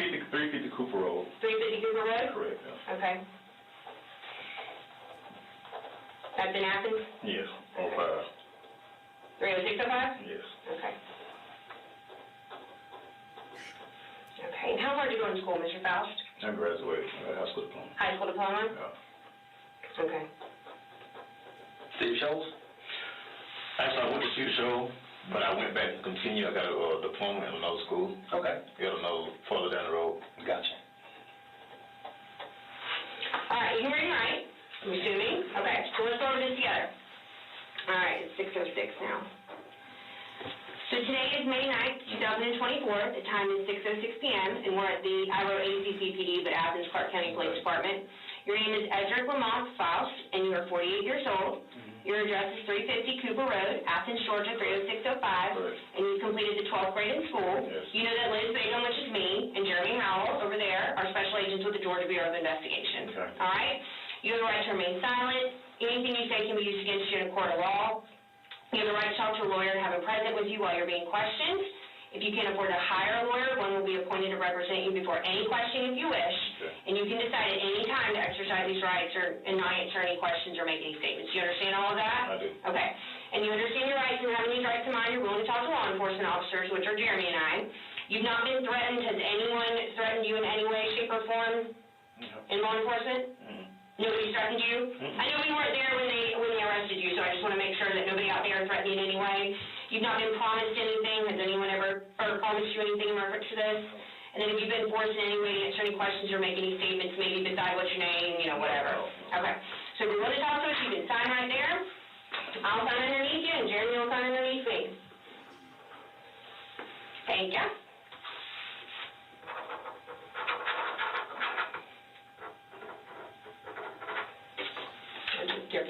Yeah.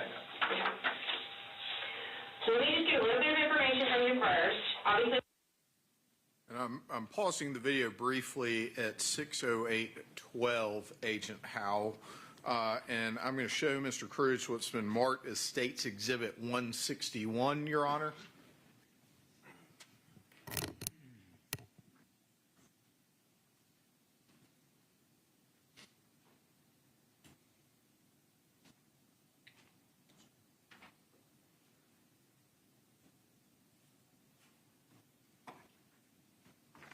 And Agent Howell, I'm going to hand you State's Exhibit 161. I want you to take a moment and let me know if you recognize what that is. I do. And what is it? This is the waiver of rights form that was administered during this interview with the information on it, as well as the signatures of Mr. Faust, Liz Begum, and myself. All right. Does that appear to be a true and accurate copy of that waiver of rights form that was executed on May 9th of 2024 during Mr. Faust's interview? Yes. Okay. Judge, I move to tender 161 at this time. Any objection? No, ma'am. It is admitted.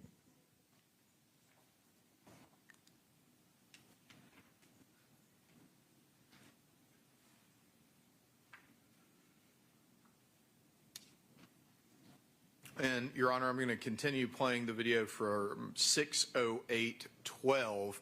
But before I do that, Agent Howell, just to get some orientation about what we're looking at, where did this interview take place? This is an interview room that's located at the Athens Clark County Police Department's facility, their main police building that's on Lexington Highway. Okay. Obviously, we heard the reading of the form, and it's been admitted into evidence. Based on your observations of Mr. Faust, did it seem like there was anything that was preventing him from understanding what was happening or anything like that? Not that I was aware of. Okay. As the interview progressed, did he seem to understand the questions and respond to them? Yes. Okay. And so I'm going to continue playing now, Judge. You got Cooper Road. How long have you lived at Cooper Road? Shit, I've been in Cooper Road about 40 years. 40 years? Okay. 40. 40? 40. Okay. Do you own that house? No. Okay, who lived there? Or whose house was it? Actually, it's my stepmom. How she passed away a month ago. Oh, no, what happened? She had a lung cancer or something like that. Aw. This is your stepmother, you said? Yeah. I'm sorry. And what is her name? Her name was Geraldine Hughes. Geraldine Hughes?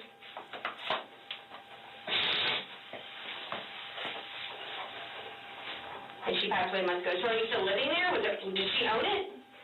Yeah, she owned her own, yeah. Okay. Are you still living there? I'm kind of like flow. I've been like flow hunting. I've been living with my cousin here and there, so. Where does your cousin live? I've been actually living in Overthorpe County. Oh, okay. Where's that at? Now, Overthorpe, in Berryville, in Santa Claus. Standing across from Mary Bush Road?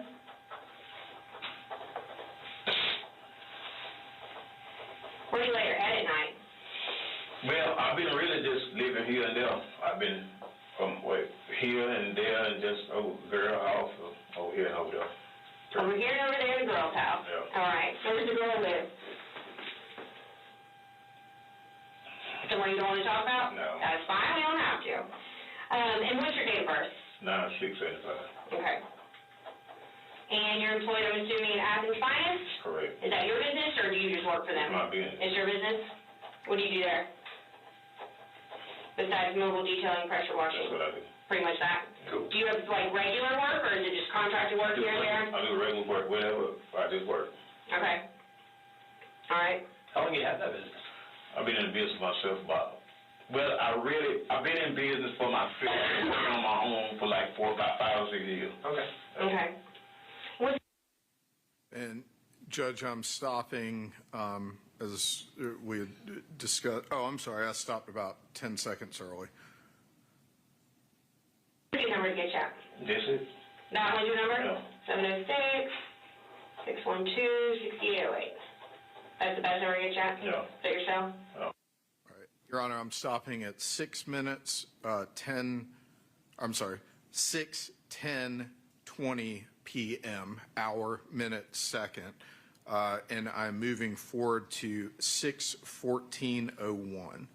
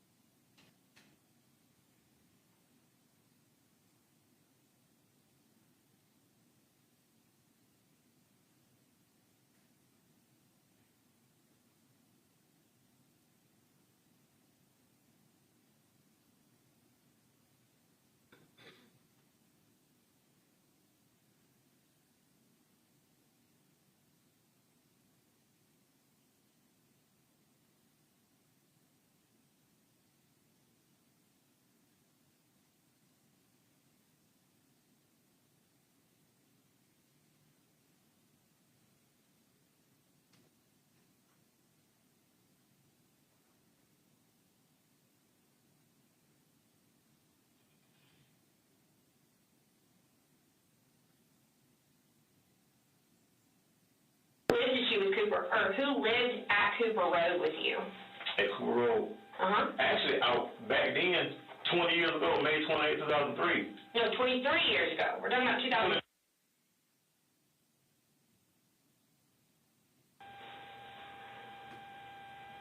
It was obviously misused, right? I was living with her, yes. But Okay. I don't know what relationship I was in or who I was with back then. Okay. So Miss Hughes lived there. Yes. Did you have any brothers or sisters? My brothers and sisters.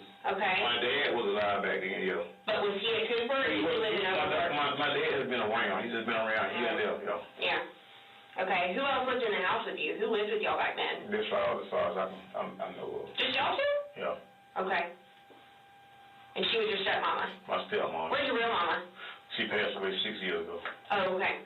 You weren't ever really close to her. You were close to your stepmama? Actually, I've been cool with my stepmom. She raised me with. And Your Honor, I'm stopping at 6:15:05, and we are going forward to 6:50:30.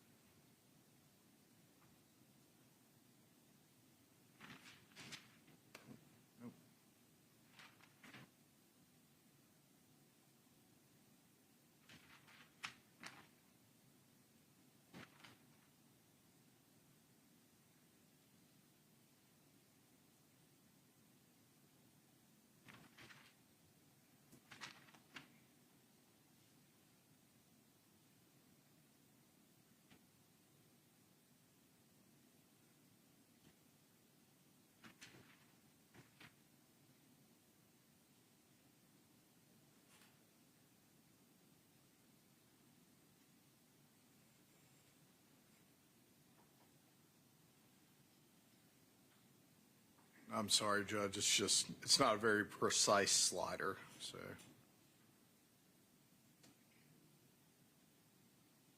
Were you there when they were building it and stuff like that? Yeah. I mean, I was in that area. I'm always in that area. I go in that area every day. Do you really? Yeah. I call it my home. That's considered my home. Okay. Yeah. Do you physically live at Cooper Road anymore? Well, you can go there right now, and everybody will know me. They No, know. I meant in the house, like at 350. No, you physically live there anymore. no. Okay. Did it get passed down to you? Or? Well, my stepmother passed away. Okay. When she passed away, when she got sick, she told me she didn't need me anymore. Her niece lived in Rock Spring. She ended up getting the house. She bought the house from her, and she ended up moving up to Willow Mist across the street over here. Okay. Yeah, she lived over there when she passed away. So nobody in your family lives there? It's her niece live in the house right now. Okay. Yeah. Okay. And she just passed. Okay. Yeah. Okay. So when that neighborhood was being, or development was being built, I guess, did you ever go walk around there, or what was that built for, I guess? I don't know. Was it mostly like college students, or was it regular people, older average people, older Back then it people? was real settled, but now it's not like that anymore. It's like real, like, right now it's like, oh, damn, the ghetto, to be honest with you. Oh, is it really? Yeah, it's pretty rough over there now. Why is it rough over there? It seems like everybody that got pulled from the other side of town, they start getting rid of, like, the housing, the projects and all that. They give them vouchers and they start moving over on this side. Oh, they did? Yeah. Okay. So it's not like it used to be. It used to be real quiet, so. Okay. So back then, who was moving in there? What was it primarily? I say college students and probably some kids. I'll say that because you didn't really see a whole lot of black people in that area. You did not back then? Nah. Okay. What was there before they built all that? It was wood. It was old car. All this on Lexington Road, Walmart, everything on Lexington Road was nothing but wood. Wow. There's a Lord of Stevens, there's a church, Lord of Stevens, Walmart. All that was wood when I was a little boy. Wow, you seen some change. I really have. And from there's another house over here in this neighborhood. All this land over here where this Dollar Tree and the skate park and all that. All that was nothing but wood back in the day. Wow. Yeah, all that wood.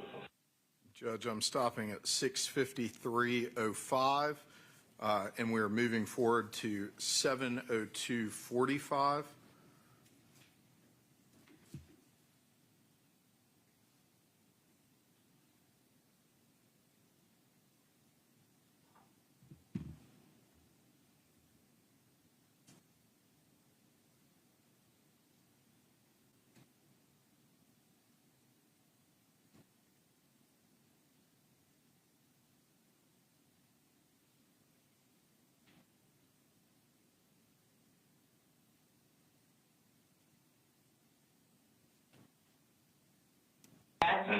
Were you ever dating anybody else around that time on the side or quietly? I ain't gonna say that. No, I ain't gonna say that. I'm not gonna go talk to them. I mean, I ain't know.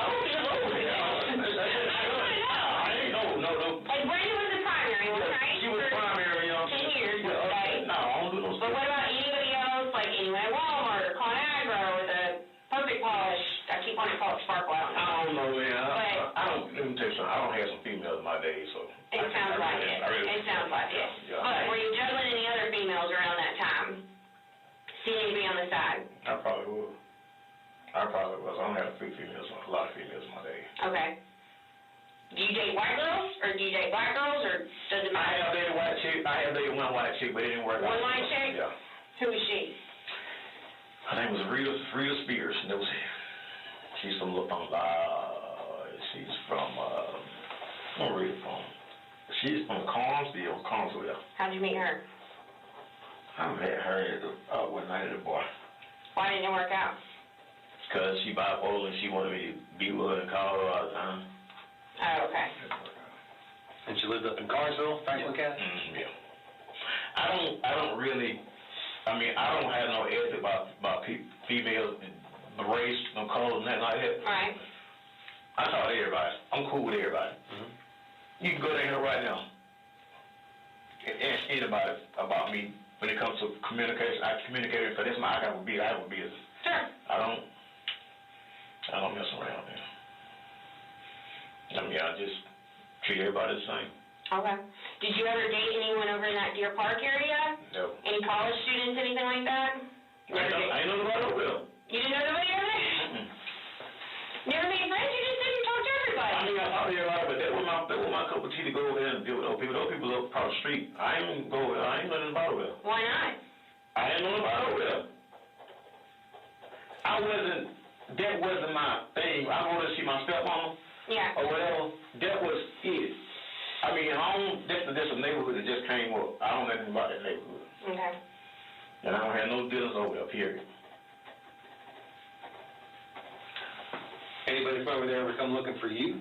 Just to be friends with or hang out with? Mm-mm.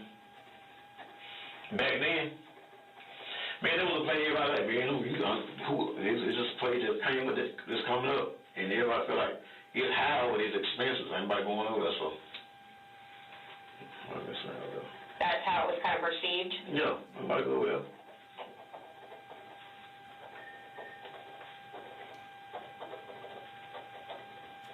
Okay. And Judge, we're stopping at approximately 7:05:40, and we're moving forward to 7:08:35.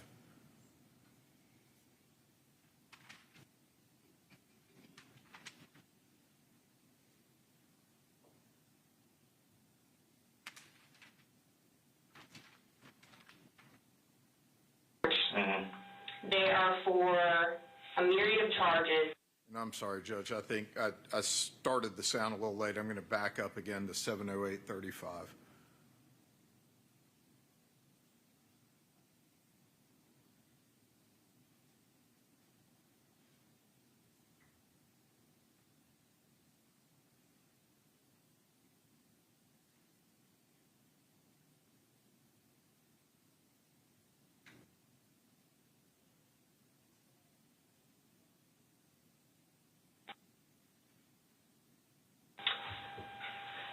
We've got these warrants. Mm-hmm.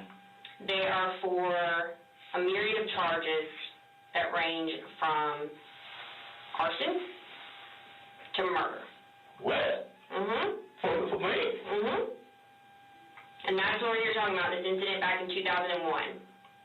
I think there's 9 different warrants, and that's kind of about this, get your side of the story, kind of hash everything that happened, and obviously I think you can pick up on the fact that it involves that area, that park area or whatever. Yeah. But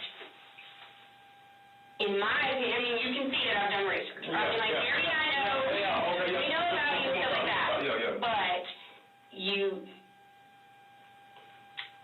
when we're talking about that and we're talking about these charges, there's got to be kind of an explanation as to why you're there, right? Yeah. And that's kind of what I'm trying to talk to you about. Yeah, okay. So tell me about why you would be there in that Deer Park area back in 2001 and kind of, engaging in all these sorts of things at one of those duplexes. That spot over there, that's a place I've never been to. I've started going there throughout the years, like, when people thought, other people, when we started moving in, then. But back in the day, the only reason I go, like, in the evening time, and it's every blue moon, I gotta get my bike in the evening time, like 3 or 4 o'clock in the evening, I may ride through the whole, ride from one thing. The whole thing, other than that. I don't put it on there. I ain't got no business over there. That was my turf. My turf was in our neighborhood where we used to be, because everybody in the neighborhood On the other side, the whole Deer Park, all the way on East Meadow and all the way in Morning View. Okay. I don't have no business over there dealing with them over there, because that ain't my cup of tea. They ain't gonna drink over there, and I don't drink with them, so we over here drinking. If one of my cousins don't come in and pick me up, and we go over to right out, they'll say, I don't have no business over there fooling them people that they ain't doing that to me. And you said that you rode a bike? Every once in a while, I may ride a bike. Yeah, if I went over there, but I didn't deal with that sex. Would you ever walk over? Just walk over there? I have no business over there. This is my neighborhood right here. I don't know about people over there. Across Cooper Road? Exactly. I don't have no business over there, period. And you said around 3 or 4 in the afternoon? I said, yes. I went over there. If I rode a bike, I know then. But I don't have no reason going over there and messing with them people, period. No reason whatsoever. And Your Honor, we're stopping at approximately 7:11:15, and we're going to move forward to 7:11:45.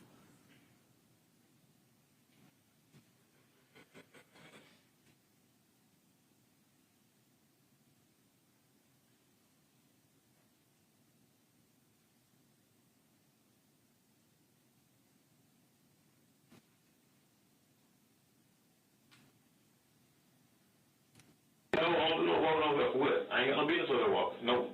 Well, you would ride your bike around though. I mean, I said if I went over there, if it just so happened back in the day, if I just rode my bike, I would ride around. That's it. I ain't got no business walking over there. If some people were jogging or walking, I ain't had no business singing into them and nothing. Okay. I don't. That ain't my gig over there. If I went anywhere, I probably would go to the back then. I would go to the hood in the Aspen Guard. That's probably where I'd be at. Would you have cut through your car to get to Aspen No, Guard? it's not that way. It's the other way? Different direction. I don't go that way. I don't have nothing to do with these people over here. I go over in the hood and kick it, but I'll be in my neighborhood. I ain't got no business over there dealing with them people. I ain't getting nothing to. I don't know nothing about them. I ain't finna mess with them. Okay. Period. Okay.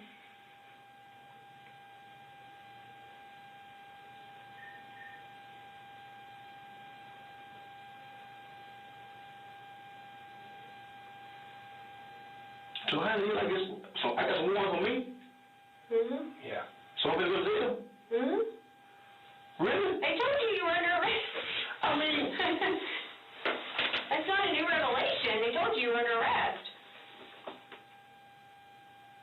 that's a murder? It's for arson. Do you remember any kind of incident that happened back then? Man, I don't even deal with over there. I understand. No. You don't remember seeing some police activity over in that neighborhood back in 2001? Kind of a big deal. It was for a while, too, I think. Yeah. Like days and days. You don't remember anything happening back there? Let me see. Because I used to come over there to see my stepmama, but I ain't really, deal around too tough in it. Okay. It's kind of like one of the biggest deals that's happened in Athens. A murder? Yeah. Mm-hmm. Oh, some girl. Did you know her? No connection to her? No. I don't know. I never saw it. The only time I see that, the only time I seen that was it was in the newspaper. I ain't never seen that or nothing else about that girl. I ain't know her. I don't know nothing about her. You know what she looks like? Sorry. Oh, no, go ahead.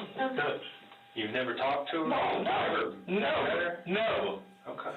Don't even know her. Don't know nothing about her at all. All I know is that she was a law student at the UGA, and she stayed on Fawn Drive. Mm-hmm. And throughout the years, I know that right there they got that's where the rent office is right now. Oh, yeah. Yeah, that's exactly where my brother stayed right beside it. Your buddy stayed right beside her? That was after the fact that when we started moving in, when black people started moving in, my papa stayed right beside him.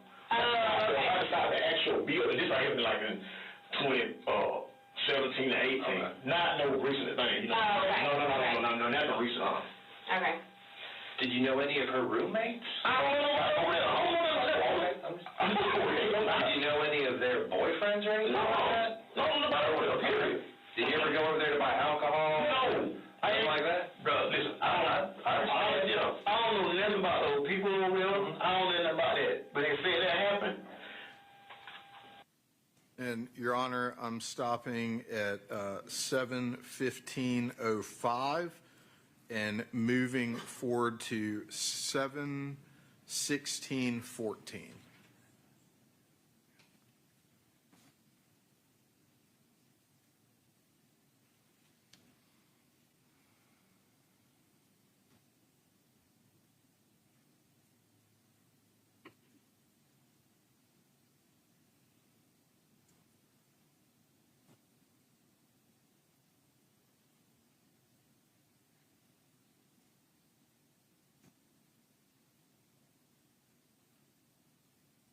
And Agent Howell, kind of just before this portion of the video that we're about to play, had you asked Mr. Faust a question about his awareness of a national database of DNA? Yes.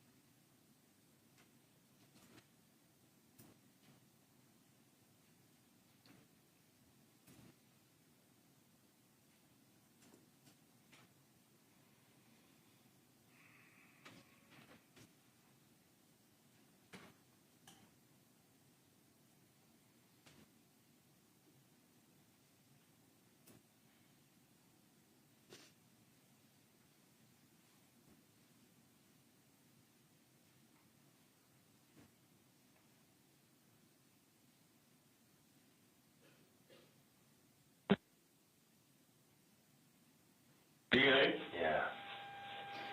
My DNA? Man, it's been a long time. We've made so many advancements and things. If you can help us understand why your DNA's in that house, help us. I don't want to put your finger on the wrong. Help us. I'm here to exonerate just as much as I am to hunt. Y'all come on, take a little deal.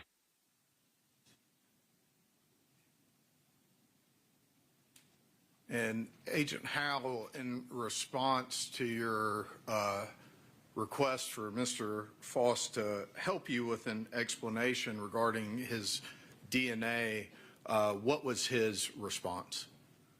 No explanation was provided. Okay. And I think that's all I have for you about this interview. And so, Your Honor, if I could have just a moment to... You may.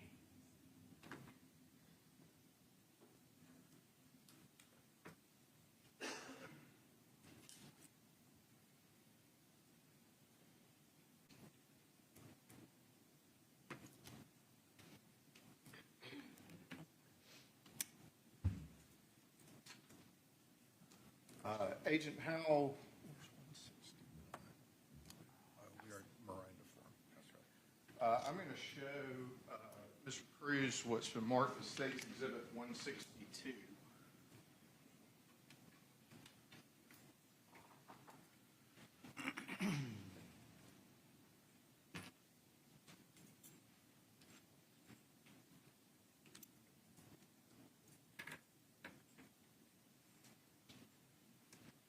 Agent Howell, I'm going to hand you State's Exhibit 162. Do you recognize what State's 162 is?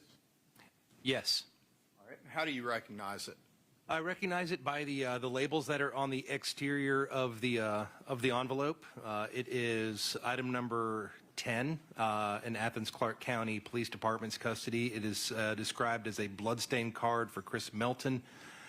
It also has a GBI barcode on it, evidence property tag CC 36694, and it also has our GBI DOFS report number, which is 2001-1002454, and is submission item number 27, and again, it is labeled as a bloodstained card for Chris Melton.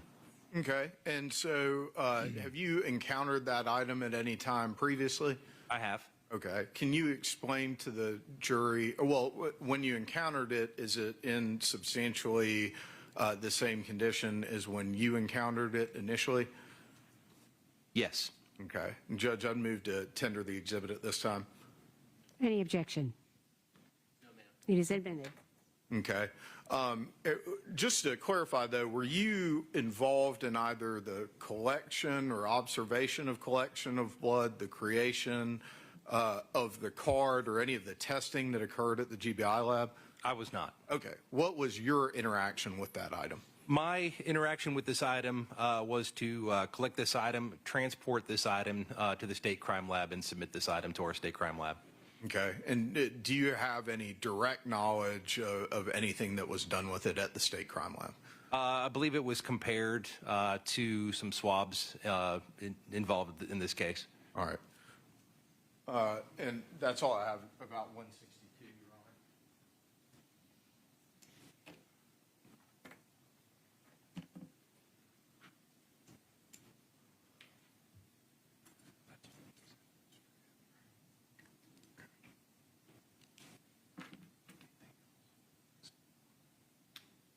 Honor. Your Honor, I don't have any other questions for Agent Howell at this time. Cross-examination, Mr. Cruz.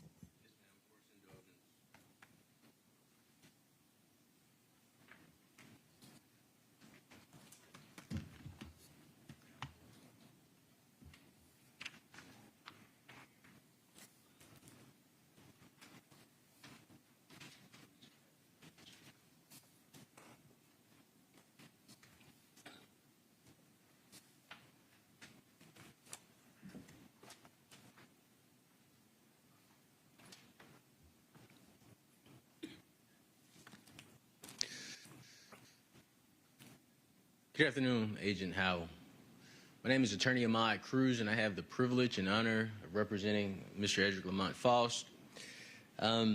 You've had opportunity to watch that video before, is that correct? Yes, I have.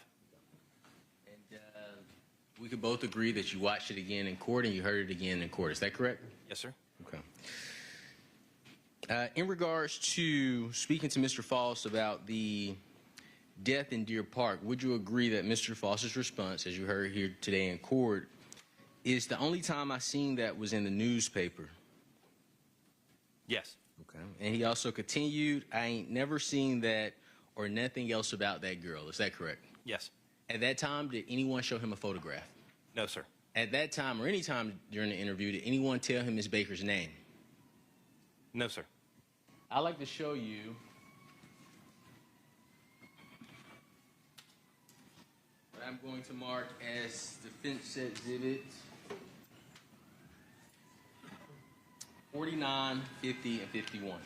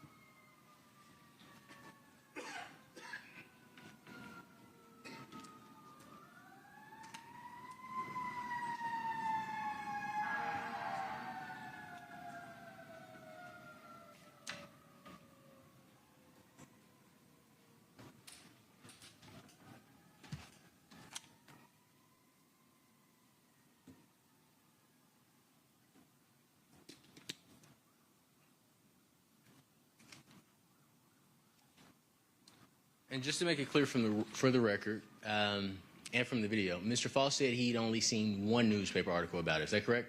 I believe so, yes. Your Honor, may I approach the witness? May. And let the record reflect that I've shown the state what has been marked as Defense Exhibit 49, 50, and 51. Thank you.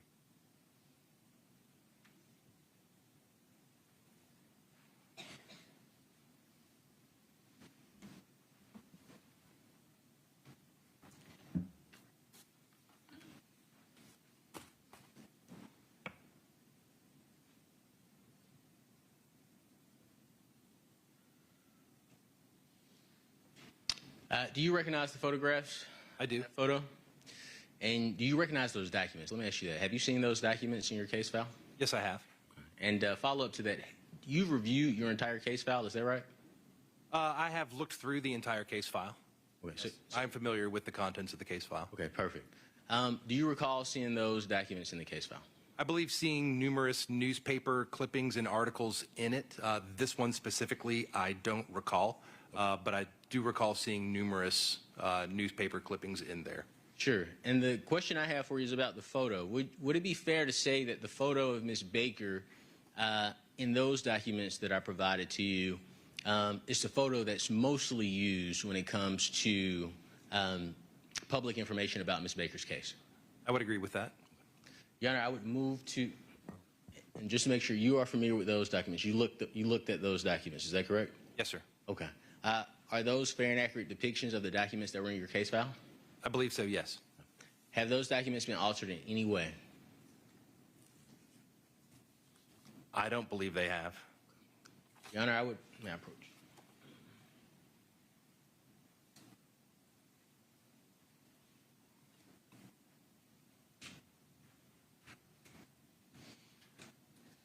Your Honor, I would move to introduce Defense Exhibit 51, Defense Exhibit 50, and Defense Exhibit 49 into evidence.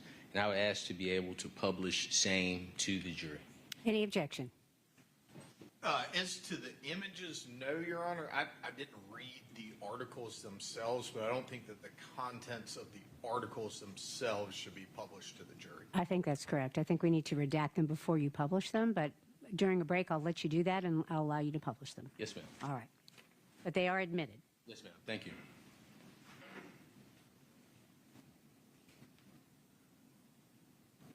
And you would agree in your statement to Mr. Faust, you never told him that his DNA was in Ms. Baker's body. Is that correct? I did not have that opportunity. Okay. You told Mr. Faust to explain why his DNA was in the house. Is that correct? Yes. Outside of her body being in the house, you would agree that Mr. Faust's DNA was not in the house. Is that fair to say? Mr. Faust's DNA was inside the house. Outside of her body being in the house. Her body was inside the house. But for her body, Mr. Faust's DNA was nowhere else in the house. Is that correct? I would agree with that. Now, you asked Mr. Faust was asked about dating, and I believe the word, and if I am wrong, please, please, please, please forgive me. But I believe he was asked about dating, I'm going to use a different word, white women. Is that correct? Yes. Okay. And Mr. Faust's response was that he had only dated one white chick, correct? Yes. And I want to emphasize the language you asked him, or he was asked specifically about dating. Is that fair? Yes. And Mr. Faust made clear that he doesn't discriminate when it comes to dating. Is that fair? That's my recollection. Okay. I also want to talk about the first portion of the interview that was played. I believe the state stated on the record that they stopped at 6:08:12. Would you agree that from the first portion, the very first clip that was played for the jury, Mr. Faust had already been advised that you all had 9 warrants for his arrest? Yes.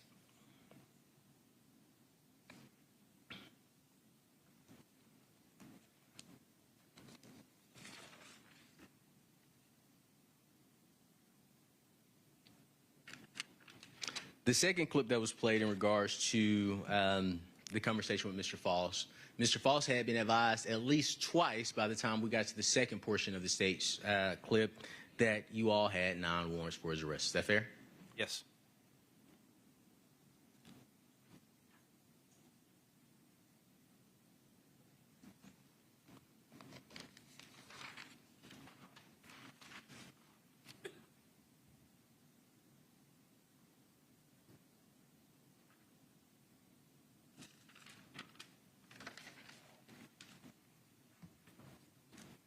My final question for you is on May 9th, this interview was conducted. Is that right? Yes. And May 10th was the date that you all collected the buccal swabs. The buccal swabs, yes.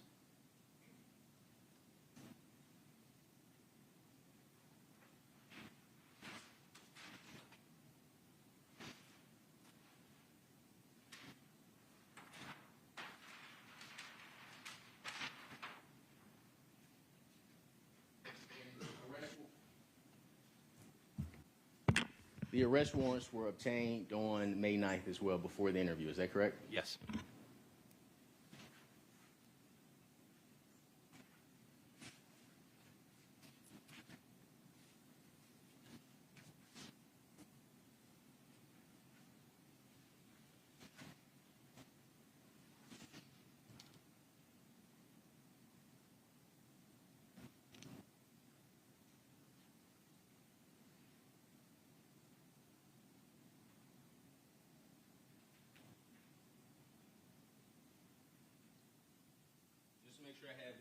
accurate.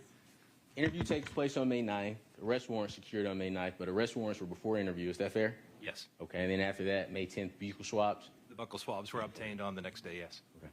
Thank you so much. Those are the questions that I have for you. Thank you. Any redirect of this witness? No, Your Honor. You may step down. All right, it's 12:30, ladies and gentlemen, a very good time for a lunch break. I'm going to send you to lunch and ask you to return at 1:45, so an hour and 15 minutes. As I've said throughout this entire time, please, of course, don't discuss the case with anyone. Don't do any independent research on your cell phones or computer or any other manner. Don't go to any of the locations, of course, you may have been hearing about. Other than that, enjoy your lunch. We'll see you back here at 1:45. Thank you. Your Honor. Thank you. All right, yeah, Mr. Ellingell, you had something you wanted to put on the record? Oh, I was just asking if Agent Howell could be excused, Your Honor. Any objection, Mr. Cruz? I believe we have you under subpoena. Is that correct? No, sir. Okay, I have no objection if I don't have him under subpoena. All right, thank you. You are excused from any further service as a witness. Thank you. All right. Anything else we can take up before we adjourn for lunch? I take that release as being he could be in the courtroom. That's correct. So, Yes, thank sir. you, Your Honor. Anything from the defense before we break for lunch? No, ma'am. All right, thank you. We'll be back on the record at 1:45.